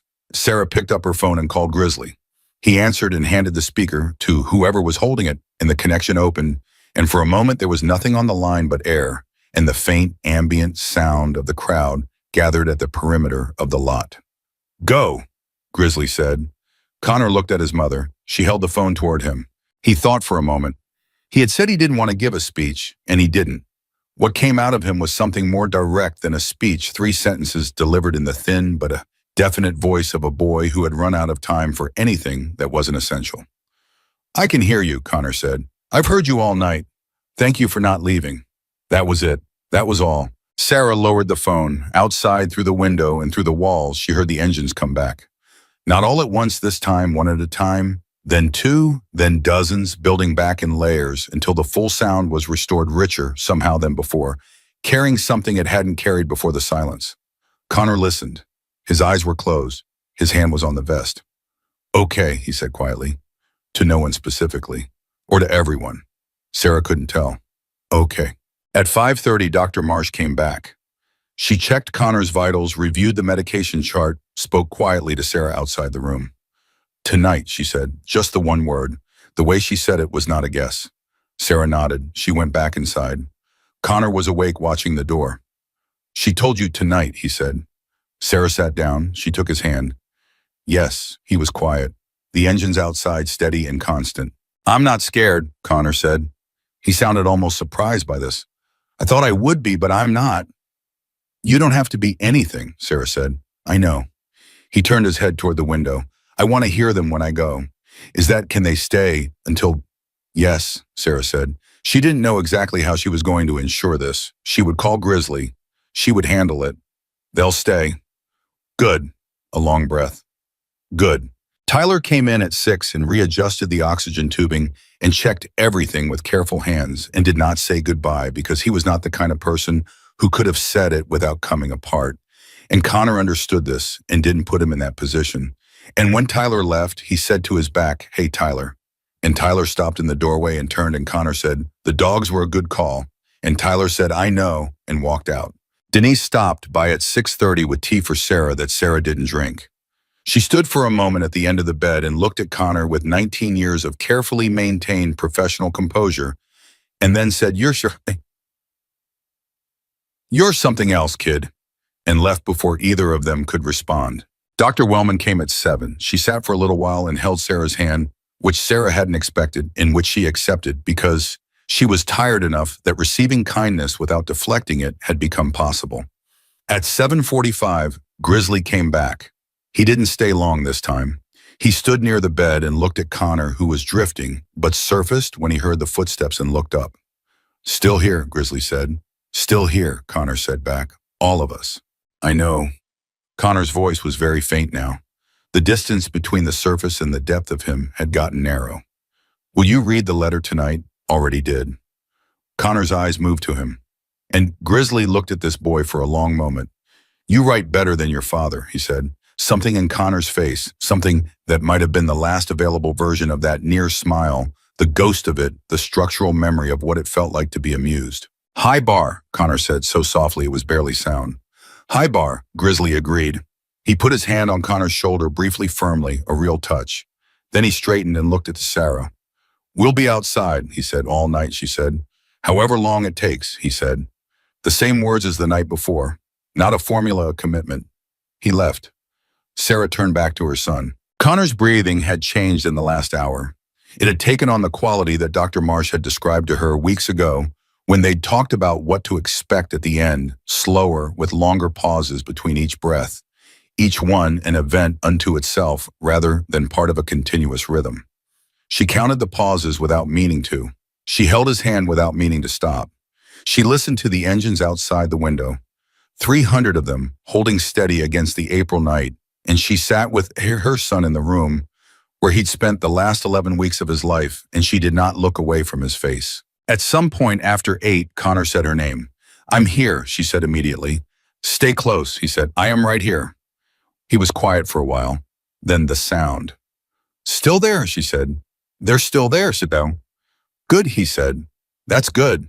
The room held them both, the monitors, the low light, the coin in Connor's hand, the vest across his body, the sound that came through the walls and the glass and filled the space between everything with something that was not quite music and not quite silence, but somewhere between the two, which is the place where the most important things tend to live. Sarah Hayes held her son's hand and listened to 300 engines keep faith with a boy they had never met and would never stop having come for. Outside, the night deepened around Spokane Memorial, and no one left. The monitor changed its pattern at 9:17. Sarah heard it before she understood it, a subtle shift in the rhythm, the beeps spacing themselves differently, the sound becoming something that her body recognized before her mind caught up. She was holding Connor's hand. She had been holding his hand for 3 hours. Her fingers had gone partially numb, and she hadn't moved them because moving them felt like a risk she wasn't willing to take. The night nurse, a woman named Patricia, who had been checking in every 20 minutes with the quiet precision of someone who understood exactly what phase of this they were in, appeared in the doorway within seconds of the monitor change. She came in without being called, checked the readings, made a small adjustment, and looked at Sarah with an expression that communicated everything without words. Sarah leaned closer to Connor. His breathing had entered the territory Dr. Marsh had described. The long pauses, the shallow draws, the rhythm that was no longer a rhythm in the conventional sense, but something more elemental and less predictable. He had not spoken since the word good sometime after 8, but he had not let go of the coin. Sarah had checked. His fingers were still closed around it loosely now, the way a sleeping child holds something they carried to bed. Connor, she said quietly. His eyelids moved, not opening fully, just the flutter of someone surfacing briefly from a depth. I'm here, she said. Still right here. The engines outside had not stopped. 21 hours now. The riders had organized a rotation through the night that kept the sound continuous. Small groups cycling away to refuel. Other groups cycling back. The sound never dropping below a certain threshold, never falling into silence. Sarah had stopped noticing it the way you stop noticing a river when you've lived beside one long enough. It was simply part of the air now. Part of the room, part of what was keeping everything together. Patricia finished her check and touched Sarah's shoulder briefly on her way to the door. Do you want me to call Dr. Marsh? She asked quietly. Not yet, Sarah said. Then yes, call her. Patricia left. Sarah turned back to her son. The room was very quiet inside the sound. That was the paradox of it, 300 engines running in the night, and the room felt quieter than any room Sarah had ever been in. Like the sound had created a stillness rather than disturbing it. She thought about what she wanted to say. She had been thinking about it for days, the things a mother says to a child in this particular hour, the words that are supposed to carry everything across the threshold. She had written drafts in her head and discarded them because they all sounded like something borrowed from somewhere else, like the language of grief that circulates through culture and loses specificity in the circulation. What she said finally was not borrowed from anywhere. You were the best thing I ever did, she said. Not the hardest, though you were that too. The best. The thing I got most right. She paused. Everything I needed to know about being a person I learned from watching you figure out how to be one. I want you to know that. Connor's hand moved, not much, a small tightening around the coin, a pressure change in his fingers against hers. She felt it. I've got the coin, she said. When you're ready to let go, I've got it. His fingers didn't release. Not yet. At 9:41, Dr. Marsh arrived. She came in quietly, assessed quickly, and stood near the foot of the bed with the stillness of a woman who had been present for this particular threshold more times than she could count, and had never stopped treating each instance as singular. She looked at the readings. She looked at Connor. She looked at Sarah. He can hear you, she said. Until the end, he can hear you. Keep talking. Then she stepped back and gave them the room. Sarah kept talking. She talked about the camping trip and the fish. She talked about the guitar and the song he'd taught himself. She talked about the first day of kindergarten when he'd refused to cry and had instead shaken his teacher's hand, which the teacher had found alarming and which Sarah had found so perfectly, absurdly him that she'd had to wait until she got back to the car to laugh about it. She talked about the time he was 12 and had saved his lunch money for 3 months to buy her a birthday present and had presented it with the solemnity of a diplomat delivering a treaty. She talked about the way he said her name, Mom, the specific frequency of it, the way it changed depending on what he needed, how she could tell from the first syllable alone, whether he was hurt or frustrated or happy or just wanted to be in the same room as her. She told him she was going to be all right. She said it because she believed it was her job to say it and because she was going to make it true, even if it took her the rest of her life, and because the last thing she wanted to give her son on his way out of the world was something to worry about. Don't carry me, she said. Wherever you're going, just go. I'll be right behind you eventually. We've got time. At 10:15, the door opened. Sarah looked up. It was Grizzly.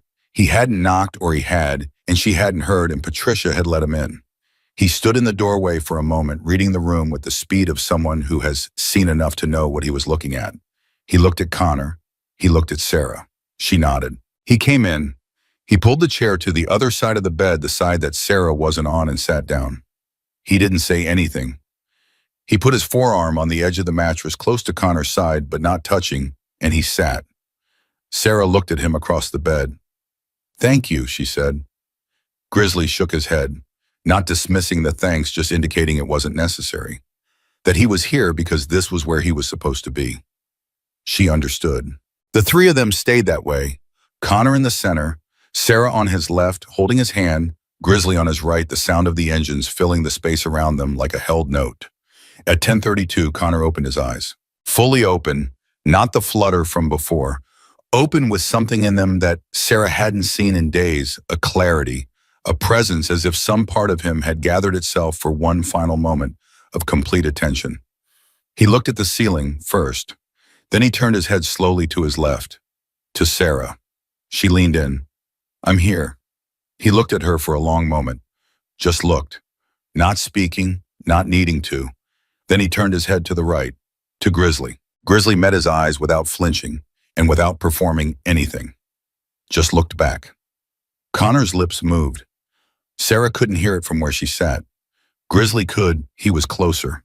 She watched Grizzly's face when it happened.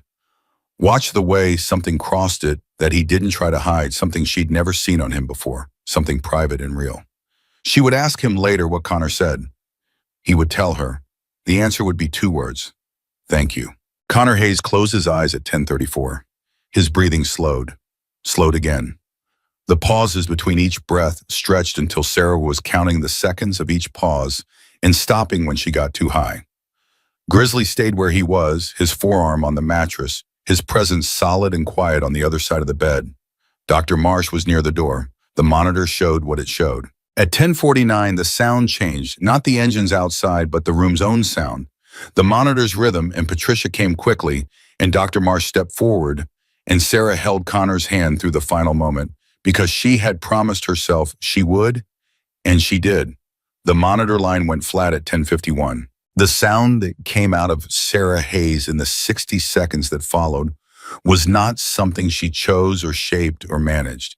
It came from somewhere below, choice below language, the sound a person makes when the thing they have been bracing against for 11 months finally arrives and is both exactly what they expected and nothing like it at all.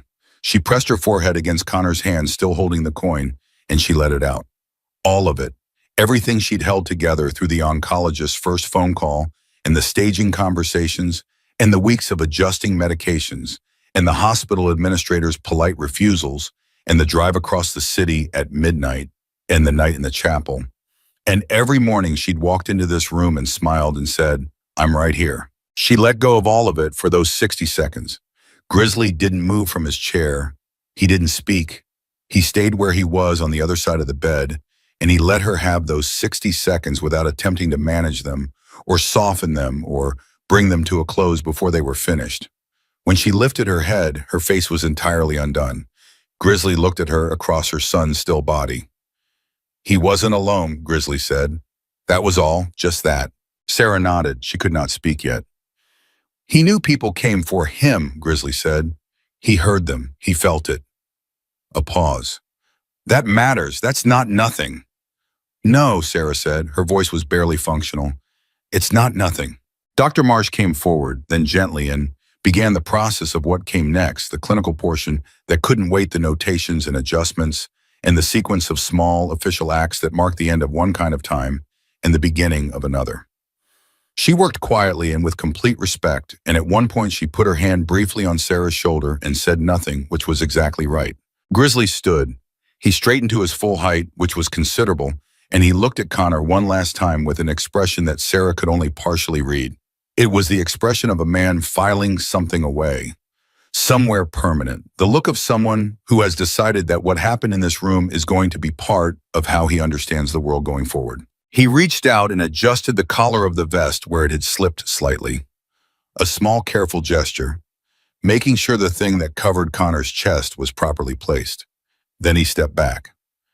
"I need to go outside," he said to Sarah. "Is that all right?" She understood what he meant.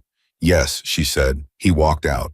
What happened outside in the next 4 minutes, Sarah didn't see directly. She was with Connor, with his body, with the room, with Dr. Marsh and Patricia, who were both handling the necessary things with as much quiet as the situation allowed. But she heard it through the window. The engines stopped. All of them. Together. The silence descended on the parking lot and the access road and the surrounding streets so completely and so suddenly that people 3 blocks away would later describe the moment as the thing they remembered most. Not the hours of engine sound, but the instant it ended. 314 riders. Silent. And then from outside, something else. A sound Sarah had never heard before and would never hear again in quite the same form. 300 people, riders and civilians. Both the crowd that had gathered through the day and stayed through the night, making a sound that was not quite applause and not quite a cheer, but something between them. Something that rose and held for a long moment and then fell back into silence. An acknowledgement, a tribute. The sound a crowd makes when it recognizes something sacred has happened inside a building it has been standing outside of for 21 hours. In room 414, Patricia looked at the window. She looked at Sarah. "They know," Patricia said quietly. Sarah nodded. She looked at her son. The coin was still in his hand. She reached over and gently, carefully loosened his fingers from around it. It took a moment. He had held it tightly enough that the impression of it was in his palm. She closed her own fingers around it and held it. She pressed it against her sternum and held it there. Grizzly came back 10 minutes later. He came back in with two other riders, men Sarah had seen at the door during his earlier visits, men who had been present without intruding through the entire process. They stood just inside the door, quiet, their hands at their sides, their presence doing something she didn't have a word for. Bearing witness, maybe. Standing in as the 300 who couldn't fit in the room. Grizzly looked at her from across the room. He looked at his vest still laid over Connor. "Leave it with him," Grizzly said. It wasn't a question. "We want him to have it." Sarah looked at the vest. She looked at her son. "I was going to ask you about that," she said. "Don't need to ask." He paused. "It was his the moment I put it on him. That's not something you take back." She looked at the vest for a moment longer. The death's head on the front, the patches on the back, the leather worn and creased in the way of something that had seen years of real use. She thought about what it meant in Grizzly's world to give someone a vest, the weight of it, the deliberateness of it, the irreversibility. "Thank you," she said. "Stop thanking me," he said, but he said it quietly and not unkindly. The next hour moved in the way that hours move when they contain too many different kinds of experience to be processed in sequence, administrative things and emotional things, and the logistical realities of death occupying the same narrow space as grief, which is always how it is, the paperwork arriving alongside the feeling, because the world doesn't pause for either. Dr. Marsh handled as much as she could. Tyler came by and stood in the hall and couldn't come in, and that was fine.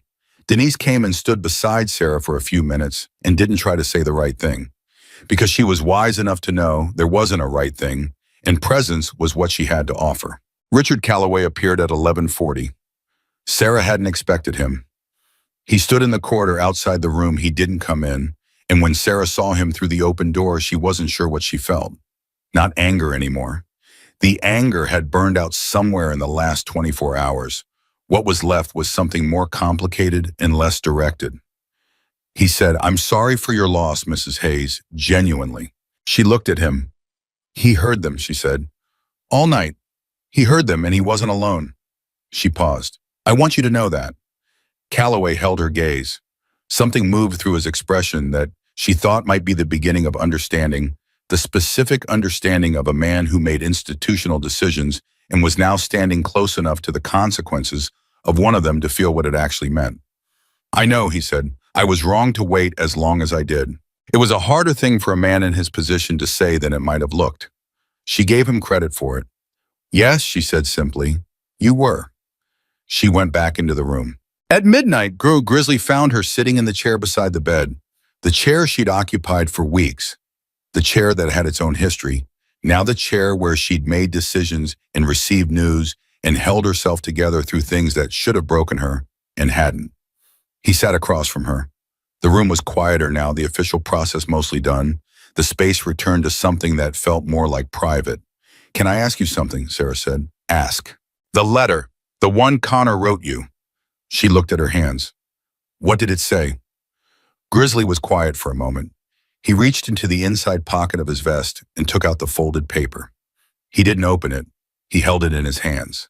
"He thanked me for the story," Grizzly said. "He said he knew it wasn't all true. He wanted me to know that he knew and that it was still the best thing anyone had ever given him."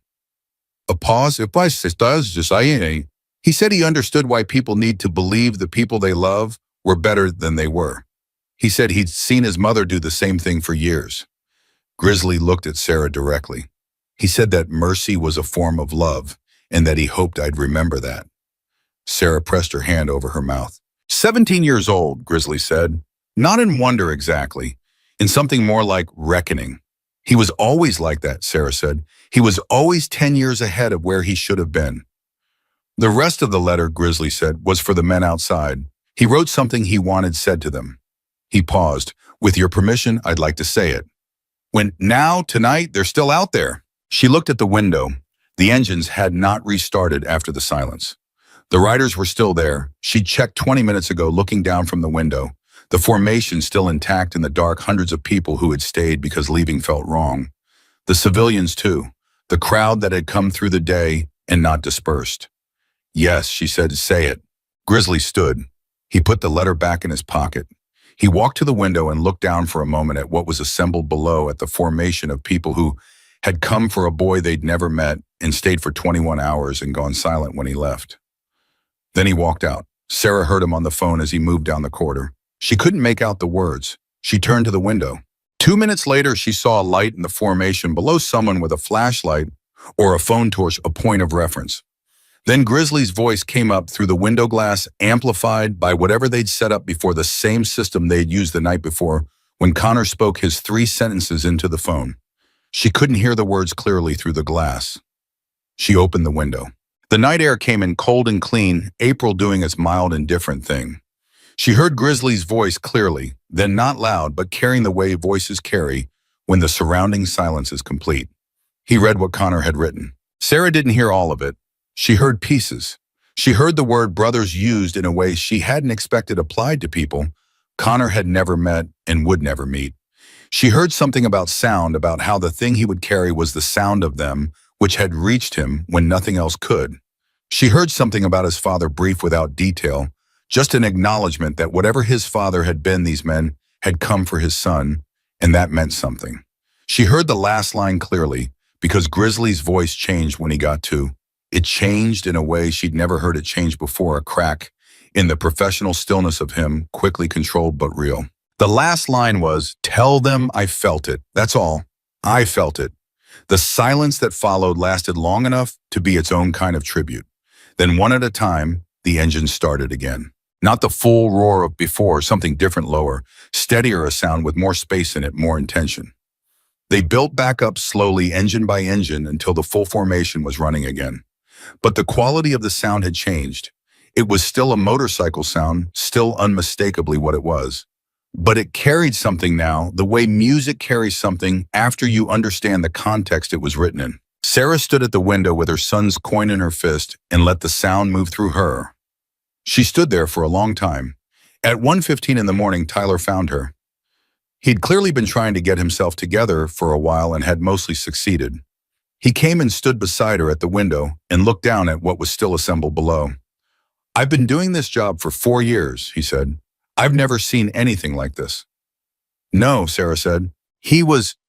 Connor was, Tyler stopped. He looked out the window. He made everyone in this building better at their job this week. I don't know if that's weird to say. It's not weird, Sarah said. He had that effect. Tyler was quiet for a moment. The dogs, he said suddenly. He said the dogs were a good call. I know it's stupid, but that... He stopped. I'm going to keep wearing them. Sarah looked at him. He'd like that. Tyler nodded. He stood beside her for another minute, and then he had patience to check on, and he went to check on them because that was the job, because the job continued, because everything that continued did so around the space that Connor had occupied and would now not occupy the shape of him, still present in the air of the room. At 2 in the morning, Grizzly came back one final time. He sat across from Sarah in the chair. The room was quiet. Connor's bed had been. The process had been completed and the room had been returned to a kind of stillness. The vest was gone with Connor. The coin was with Sarah. They sat for a while without speaking. Then Sarah said, "What happens now for you, for the riders outside?" "They'll go home," Grizzly said. "Some of them tonight, some in the morning. They've got lives, families." He paused. "They'll go home different than they came. People do after something like this." Do you, she said, go home different? He looked at her for a long moment. I haven't been home in 2 days, he said. When I get there, I'll let you know. It was almost a joke, almost. The letter, Sarah said, can I have it back? Or did you want to keep it? Grizzly reached into his vest without hesitation and took out the folded paper and held it across the space between them. I read it 4 times, he said. I've got it. She took it. She held it without opening it. He knew, she said, about the story you told him. He knew it wasn't all true, and he took it anyway. I know, Grizzly said. He told me. He also believed the part about his father loving him. Good, Grizzly said. That part was true enough. Sarah looked at him. Was it? Grizzly met her eyes. Nobody's entirely one thing, Mrs. Hayes. I've known a lot of men in my life who weren't good by any reasonable measure and still loved their kids. Those things can both be true. He paused. Michael wasn't a man who deserved much, but the love was real. I believed it then, and I believe it now. She held this. Thank you for telling him what you told him, she said. And the facts, the other thing, the story. Grizzly nodded. It was the right call. It was the only call, she said. Yeah, he said. It was. Outside, the engines had settled into a low, continuous register, the sound of people who were preparing to leave but hadn't left yet, who were doing the thing people do when they've been present for something significant and can't quite make themselves move away from it. Sarah heard a shift in the pitch, several engines rising together, then others joining the formation, beginning to organize itself for departure, the way a crowd begins to move when the event is genuinely finally over. She stood and went to the window. Below, the formation was beginning to break, not chaotically, but with the same deliberate precision that had characterized everything they'd done for the last 22 hours. Bikes pulling out in sequence headlights, turning onto the access road, the column beginning to move. But slowly, respectfully, the way you leave a church, the way you leave a graveside, the way you leave any place where something has happened that you want to acknowledge the weight of on your way out. She watched the line of them move. 314 riders, all those engines, all that way, all that night. She pressed her hand to the glass. Grizzly came to stand beside her at the window. He watched his people go. Will you tell them, Sarah said, the ones who came. Eventually, will you tell them what it meant to him? They know, Grizzly said. He told them himself. She thought of Connor's voice through the phone, through the speaker, lifted up to 300 people in an April night. I can hear you. I've heard you all night. Thank you for not leaving. Yes, she said, he did. The last of the formation cleared the access road at 2:47. The sound diminished and then was gone, leaving the ordinary night sounds of the city, distant traffic, a siren somewhere to the west, the ambient hum of a place that didn't know what had happened inside this building tonight and would go on not knowing because the world is large and most of what matters happens inside it without announcement. Grizzly put on his jacket. Mrs. Hayes, he said. She turned from the window. He looked at her for a moment with the directness that was characteristic of him, the way he looked at things he was deciding how to carry. Your son walked into whatever comes next knowing people move mountains for him, he said. There's not a lot of people who get that. Most people die not knowing if they mattered. He paused. Connor knew. Sarah felt the coin against her palm. He knew, she said. Grizzly nodded once. He put out his hand. She shook it, a real handshake, the same kind he'd given Connor, and she gripped back the same way Connor had with everything she had left. He walked out. Sarah stood alone in the room 414, the room that had been her entire world for 11 weeks, that smelled of antiseptic and had bars of light through the blinds in a chair beside the bed that she'd sat in for hundreds of hours, the room where her son had listened to 300 engines and believed correctly that they had come for him. She stood for a long time. Then she picked up her jacket from the back of the chair and put it on. She felt the folded paper in the pocket Connor's letter, the one she hadn't read yet. She pressed her hand flat against the outside of her jacket where the letter was. Not yet. She would read it when she was ready to, which was not tonight, but would be someday. She knew the kind of thing it would say. She knew her son. She knew the specific economy of him, the way he said the most important things in the fewest words, the way he left nothing unsaid that needed saying, and nothing said that didn't need to be there. She knew it would be enough. Whatever was in it, it would be enough. She took the coin from her palm and looked at it one final time in the light of room 414. The face worn smooth on one side from decades of handling, from Michael Hayes' hands, before hers from Connor's hands, through 17 years from Grizzly's hands the night she'd laid it on the table between them. She turned it to the other side to the death's head, with its wings the symbol she'd spent 17 years trying not to look at directly. She looked at it now. She closed her fingers around it and put it in her pocket beside the letter.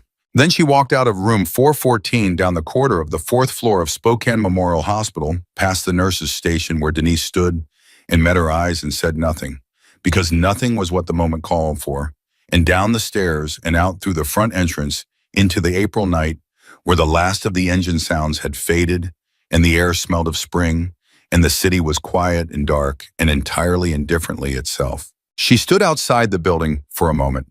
She put her hand in her pocket, coin on one side, letter on the other.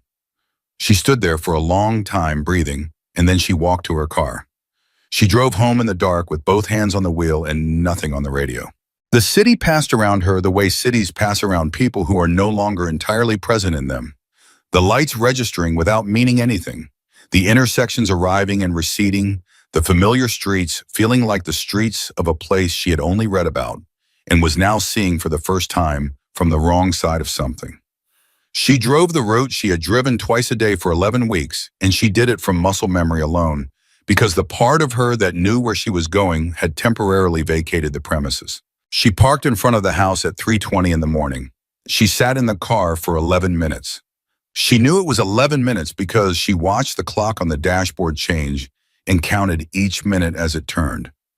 Not because she was waiting for anything specific, but because going inside felt like an act that would make something permanent, and she needed 11 minutes to be ready for permanent. The house was exactly as she'd left it 4 days ago, when she'd stopped coming home at night. The dishes she'd washed before Connor's first major decline were still in the drying rack. The mail had accumulated on the hallway table. The guitar was in the closet in Connor's room, and she knew it was there, and she did not open that closet door. She sat at the kitchen table and put the coin on the surface in front of her and looked at it. Then she took out the letter. She had told herself she would read it when she was ready. She understood now that ready was not a state she was going to arrive at through waiting. Ready was a decision the same way most of the things that had mattered in the last 11 months had been decisions to get up to go to the hospital, to drive across the city at midnight to hold her son's hand and not look away. She unfolded the paper. Connor's handwriting was difficult, the pen pressure, uneven, some letters larger than they should be, the lines not entirely straight. She had been prepared for this, and it still took her breath. She could see in the handwriting the exact amount of effort each word had cost him, the deliberateness of a person doing something important with a body that was no longer cooperating. He had written 3 sections separated by space on the page. The first was for her. It was 11 lines. She read it twice before she could process it as words rather than just the shape of his hand moving across paper. He thanked her for not lying to him about the hard things. He thanked her for driving across the city at midnight, which he called the most her thing she had ever done. He said she had given him a childhood that taught him how to be curious rather than afraid, and that this had turned out to be the most useful thing anyone had ever given him. He said he knew she was going to be all right because he knew her and that she was the most stubborn person he had ever met and that he was counting on that. The last line was, "Don't keep the guitar in the closet. Play it or give it to someone who will. It was his. Don't let it be a monument." She pressed her palm flat against the paper. She sat at the kitchen table until the light outside changed from black to gray to the particular thin blue of early April morning. She didn't sleep. She didn't try to sleep. She sat with the letter and the coin in the silence of the house, and she let the night finish becoming day without rushing it. At 7:15, her phone buzzed. She looked at it. An unknown number. She almost didn't answer. She answered. "Mrs. Hayes." A woman's voice. Professional, but not the professional of a hospital or a doctor's office, something else. "My name is Karen Elliott. I'm a reporter with KXLY. I know this is an incredibly difficult time, and I want to start by saying I'm so sorry for your loss." Sarah looked at the coin on the table. "I'm not giving interviews. I understand completely. I'm not calling to ask for one." A pause. I'm calling because I think you should know what's happening online with Connor's story. Sarah was quiet. The video from outside the hospital has 48 million views, Karen Elliott said. As of an hour ago, it's the most shared news content in the country right now. There are stories running in 17 countries. There are Mrs. Hayes, there are people all over the world talking about your son this morning. Sarah looked out the kitchen window. The morning was arriving the way April mornings arrive, without asking permission, indifferent to the weight of what the night before had contained. I don't know what to do with that, Sarah said. You don't have to do anything with it. Karen Elliott said, I just thought you should know. Connor's name is everywhere this morning. People know who he was. She thanked the reporter and ended the call. She sat for a while longer. Then she did something she had not expected to do. She picked up her phone and called Grizzly. He answered on the third ring. His voice had the texture of someone who had slept for 2 hours, which was probably accurate. Mrs. Hayes, did you know, she said, about the video, about how far it spread? A pause. I saw some of it this morning. Yeah. 48 million views, she said. I heard. What do you think Connor would say about that?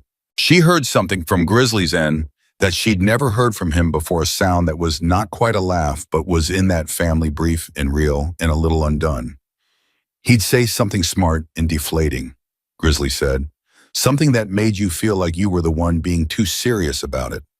Yeah, Sarah said. He would. A pause.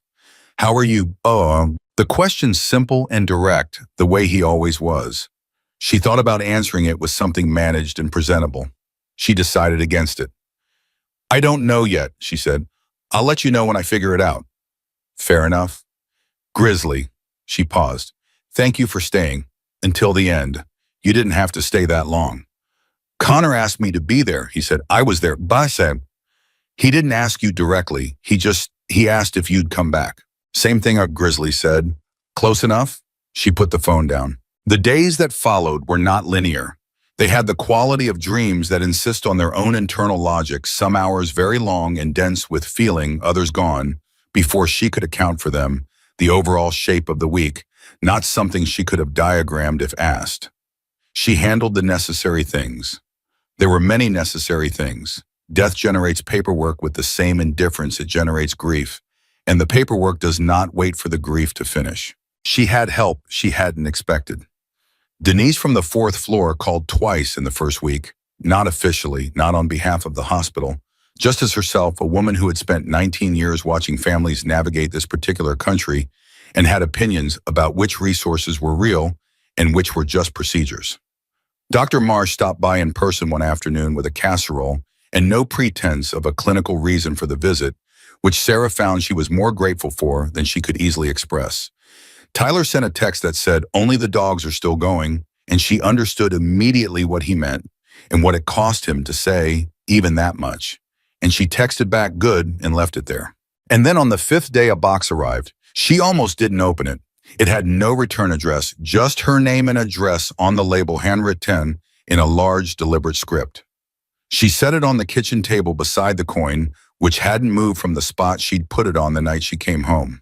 She opened it. Inside was a leather jacket, not a vest, a full jacket, black with the kind of wear that indicated years of real use. Folded on top of it was a note. The handwriting was not Grizzly's. She'd seen his script on the outside of Connor's letter and knew its weight. This was someone else. The note said, my name is Ray. I rode from Portland. I've been riding for 30 years. I have a son. I wanted Connor to have this, but I was too late. So I want you to have it instead. Not as a symbol, just as something from someone who was there and wanted to give something real. You don't have to keep it, but it's yours. Below that, a phone number. Nothing else. Sarah sat with the jacket in her lap for a long time.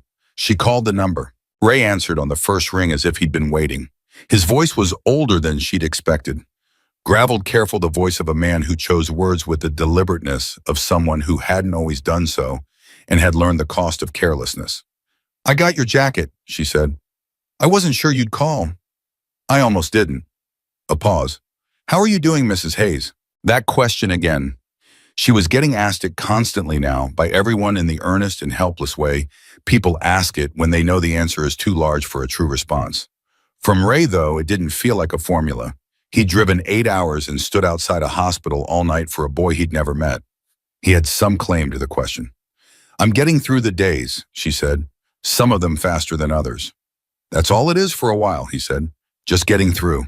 "You said you have a son." "Marcus, he's 23. A pause. "When I saw the video, when I heard what Connor asked for and why I called Marcus that night. Just to talk. We haven't really talked for about 2 years. Stupid reasons." His voice was careful and steady. "We talked for 3 hours. Sarah pressed her hand over her eyes. "Tell him," Ray said. "That's what I want you to know. Connor made me call my son. I think he's doing that for a lot of people right now. I think that's what 48 million views actually means." She couldn't speak for a moment. "Thank you for the jacket," she said when she could. "Thank you for letting him ask," Ray said. "For driving across that city. A lot of people in your situation wouldn't have." "He didn't leave me much choice," she said. "He never did." Ray laughed, a real laugh, warm and brief. "Sounds right," he said. She hung up and sat with the jacket across her knees and thought about 48 million people watching a video of an access road lined with bikes and a hospital building in Spokane, Washington. And some subset of those 48 million calling someone they hadn't called in too long, and some subset of that subset having the conversation they had been avoiding, and the chain of it moving out through the world in ways that Connor Hayes would never know about, and that she was only beginning to understand were real. She put the jacket across the back of the kitchen chair. She picked up the coin. She had been thinking in the days since the hospital about what to do with it. The coin felt like it had a specific gravity now too heavy to put in a drawer, too present to ignore. It had passed through Michael Hayes' hands and Connor's hands and Grizzly's hands, and hers had been carried and held and pressed into palms in moments of significance, and it was worn smooth on one side from all of that, from decades of being held by people who needed something to hold. She thought about what Connor had said he wanted to know if his father was part of something real. The answer she understood now was complicated in the way that real answers to real questions always are. Michael Hayes had been part of something real and had corrupted his part of it and had run from it and had left behind a boy who turned the coin over for 17 years without knowing what it meant. That was true. All of it was true. But Connor Hayes had also been part of something real, the most real thing Sarah had ever witnessed. He had been 17 years old and dying, and he had made a request that the world called impossible, and the world had been wrong, and 314 people had driven through the night to prove it.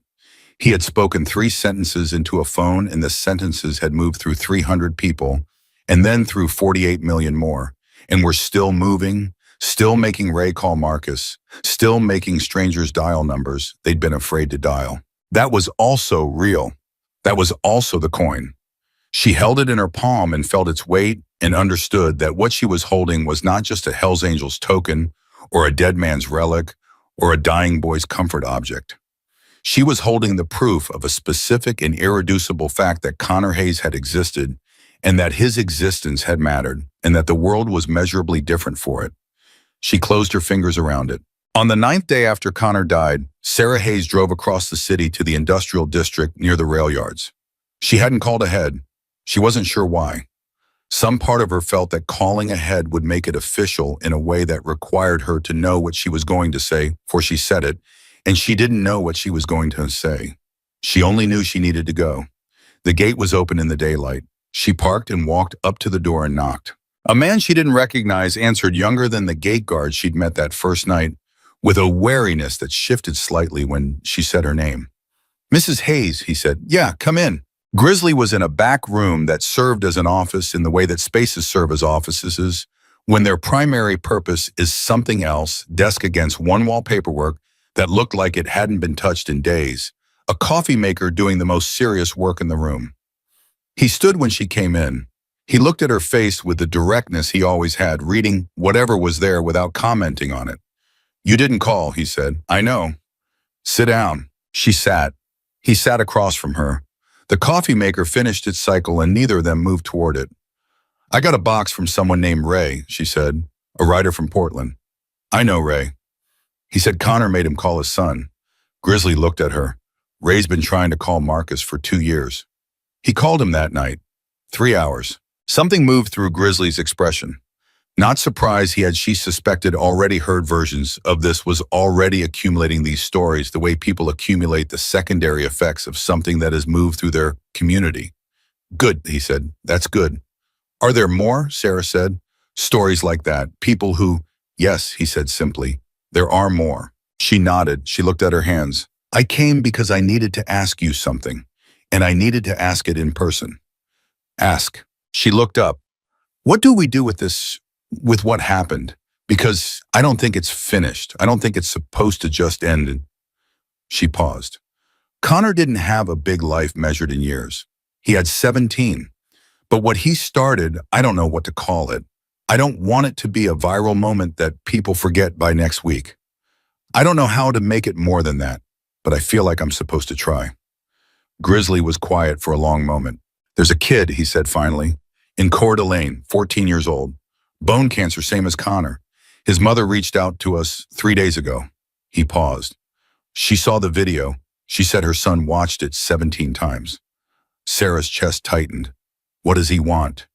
Same thing Connor wanted, Grizzly said. Differently, he doesn't have the history with us that Connor had. He saw what happened and he wants to know if it's real. If people actually show up like that. Do they? Grizzly looked at her. We went yesterday, he said. 12 riders. Walked into that hospital, sat with the kid for 2 hours, took him outside in a wheelchair to see the bikes. He paused. His name is Danny. He hadn't smiled in 3 weeks, according to his mother. Sarah pressed her fingers against her mouth. That's what we do with it, Grizzly said. That's the answer to your question. He leaned forward slightly. Connor asked us to show up. We showed up. Now we keep showing up. Not for attention, not for the cameras, because it turns out that this is something we can do that nobody else is doing, and when you find something like that, you do it. Is that because of Connor? She said. Is that new? We've done things like this before, Grizzly said. Smaller, quieter. The scale is new. The clarity about it is new. He paused. Connor made it clear. That's what he did. He made it clear that this is worth doing. She looked at him. Can I be part of it? The question surprised him. She could see that it surprised him, a small shift in his expression, a brief recalibration. What do you mean, he said. I mean Danny and Coeur d'Alene, she said.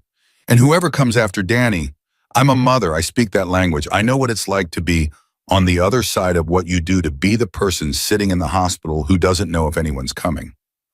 She paused.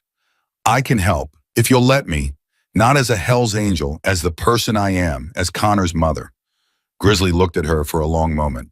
The way he looked at her then was different from every other time he'd looked at her.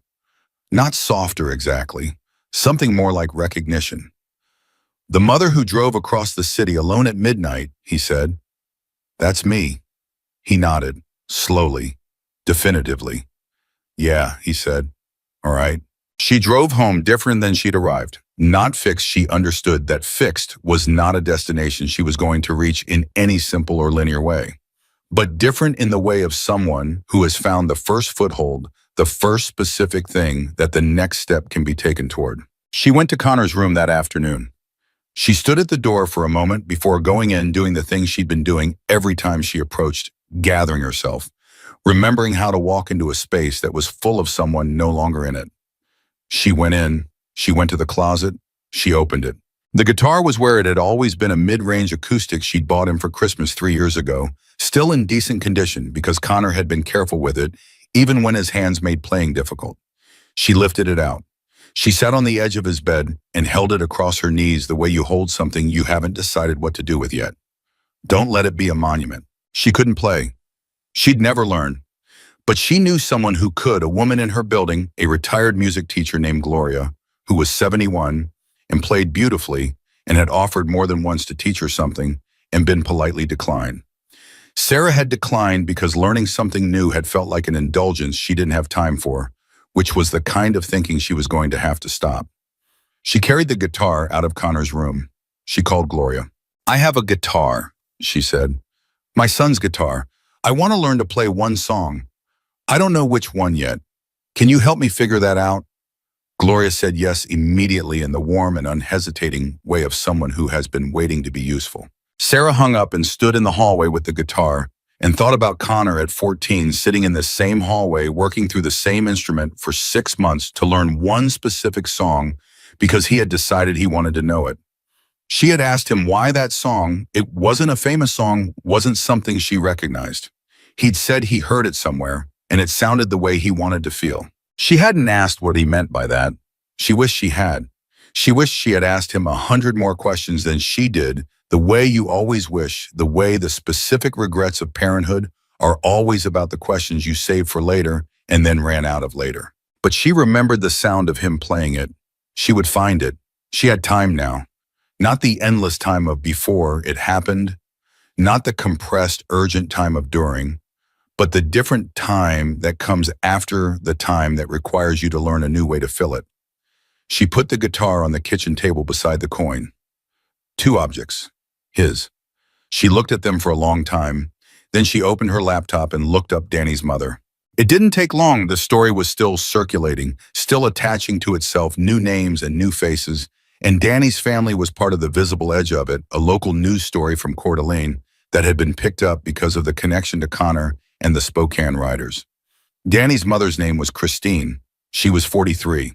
The article had a photo, a woman with dark circles under her eyes and a smile she was clearly producing for the camera, because she understood that was what the moment required, and Sarah recognized the smile immediately because she had worn it herself for the better part of a year. She wrote Christine an email. She wrote it carefully the way Connor wrote carefully, no extra words, nothing that didn't need to be there. She said, "My name is Sarah Hayes. You may have heard of my son Connor. I heard about Danny from a mutual friend. I don't want to intrude and I don't want to make your difficult situation about something other than your son. I just wanted to say that I know what it is to be where you are, and I know that people show up in ways you don't expect. I'm one of the people who will show up if you want me to." She sent it. She closed the laptop. She picked up the coin and turned it over in her fingers, the worn side, the smooth face where the years had erased whatever had been stamped into it, and the other side, the death's head with its wings and its letters. She had looked at this thing 10,000 times in 17 years and seen it differently each time. She saw it differently now than she'd seen it even a week ago. It wasn't Michael's anymore. It wasn't a relic of a dead man's bad choices. It wasn't the emblem of the world that had taken him and made him worse and then failed to hold him. It was the thing that had traveled from his hands to Connor's hands to hers, the thing that had been on Connor's nightstand when Grizzly came into the room and changed the story's ending, the thing Connor had held through the night of 300 engines and through the morning that followed and through everything until the final moment. It was a connector. That was what it had always been. Connecting things that shouldn't have connected a dead man to his living son, a dying boy, to 300 strangers, a mother to a world she hadn't known was there. She was going to keep it, not as a monument, not as a memorial, as what it was, a worn silver coin that had passed through enough hands to lose its original face and gain something better, something that couldn't be stamped in a factory, but only accumulated through the movement of people toward each other across the distances they'd allowed to grow between them. She put it in the pocket of her jacket, the same jacket she'd worn to the clubhouse that first night, the same pocket where the coin had ridden across the city while she drove towards something she didn't fully understand, but knew she needed to reach anyway. She left it there. An hour later, Christine replied to her email. The reply was short and raw in the way of someone who had been running on empty for long enough that the ordinary social padding of language had become impossible. She wrote, "Please come. Danny would like to meet you. He keeps asking if the woman who made it happen is real." Sarah read the message 3 times. She sat with it. Then she wrote back, "I'll be there Friday. And tell Danny I'm real." All of it was real. She closed the laptop and picked up her phone and called Grizzly. "Friday," she said when he answered. "I'm going to Coeur d'Alene to see Danny and his mother. Can you come?" A pause. "Yeah," he said. "I'll bring some people." "Not a production," she said. "Just people showing up. Like it should be." "That's what we do," he said. "I know," she said. "I'm starting to understand that."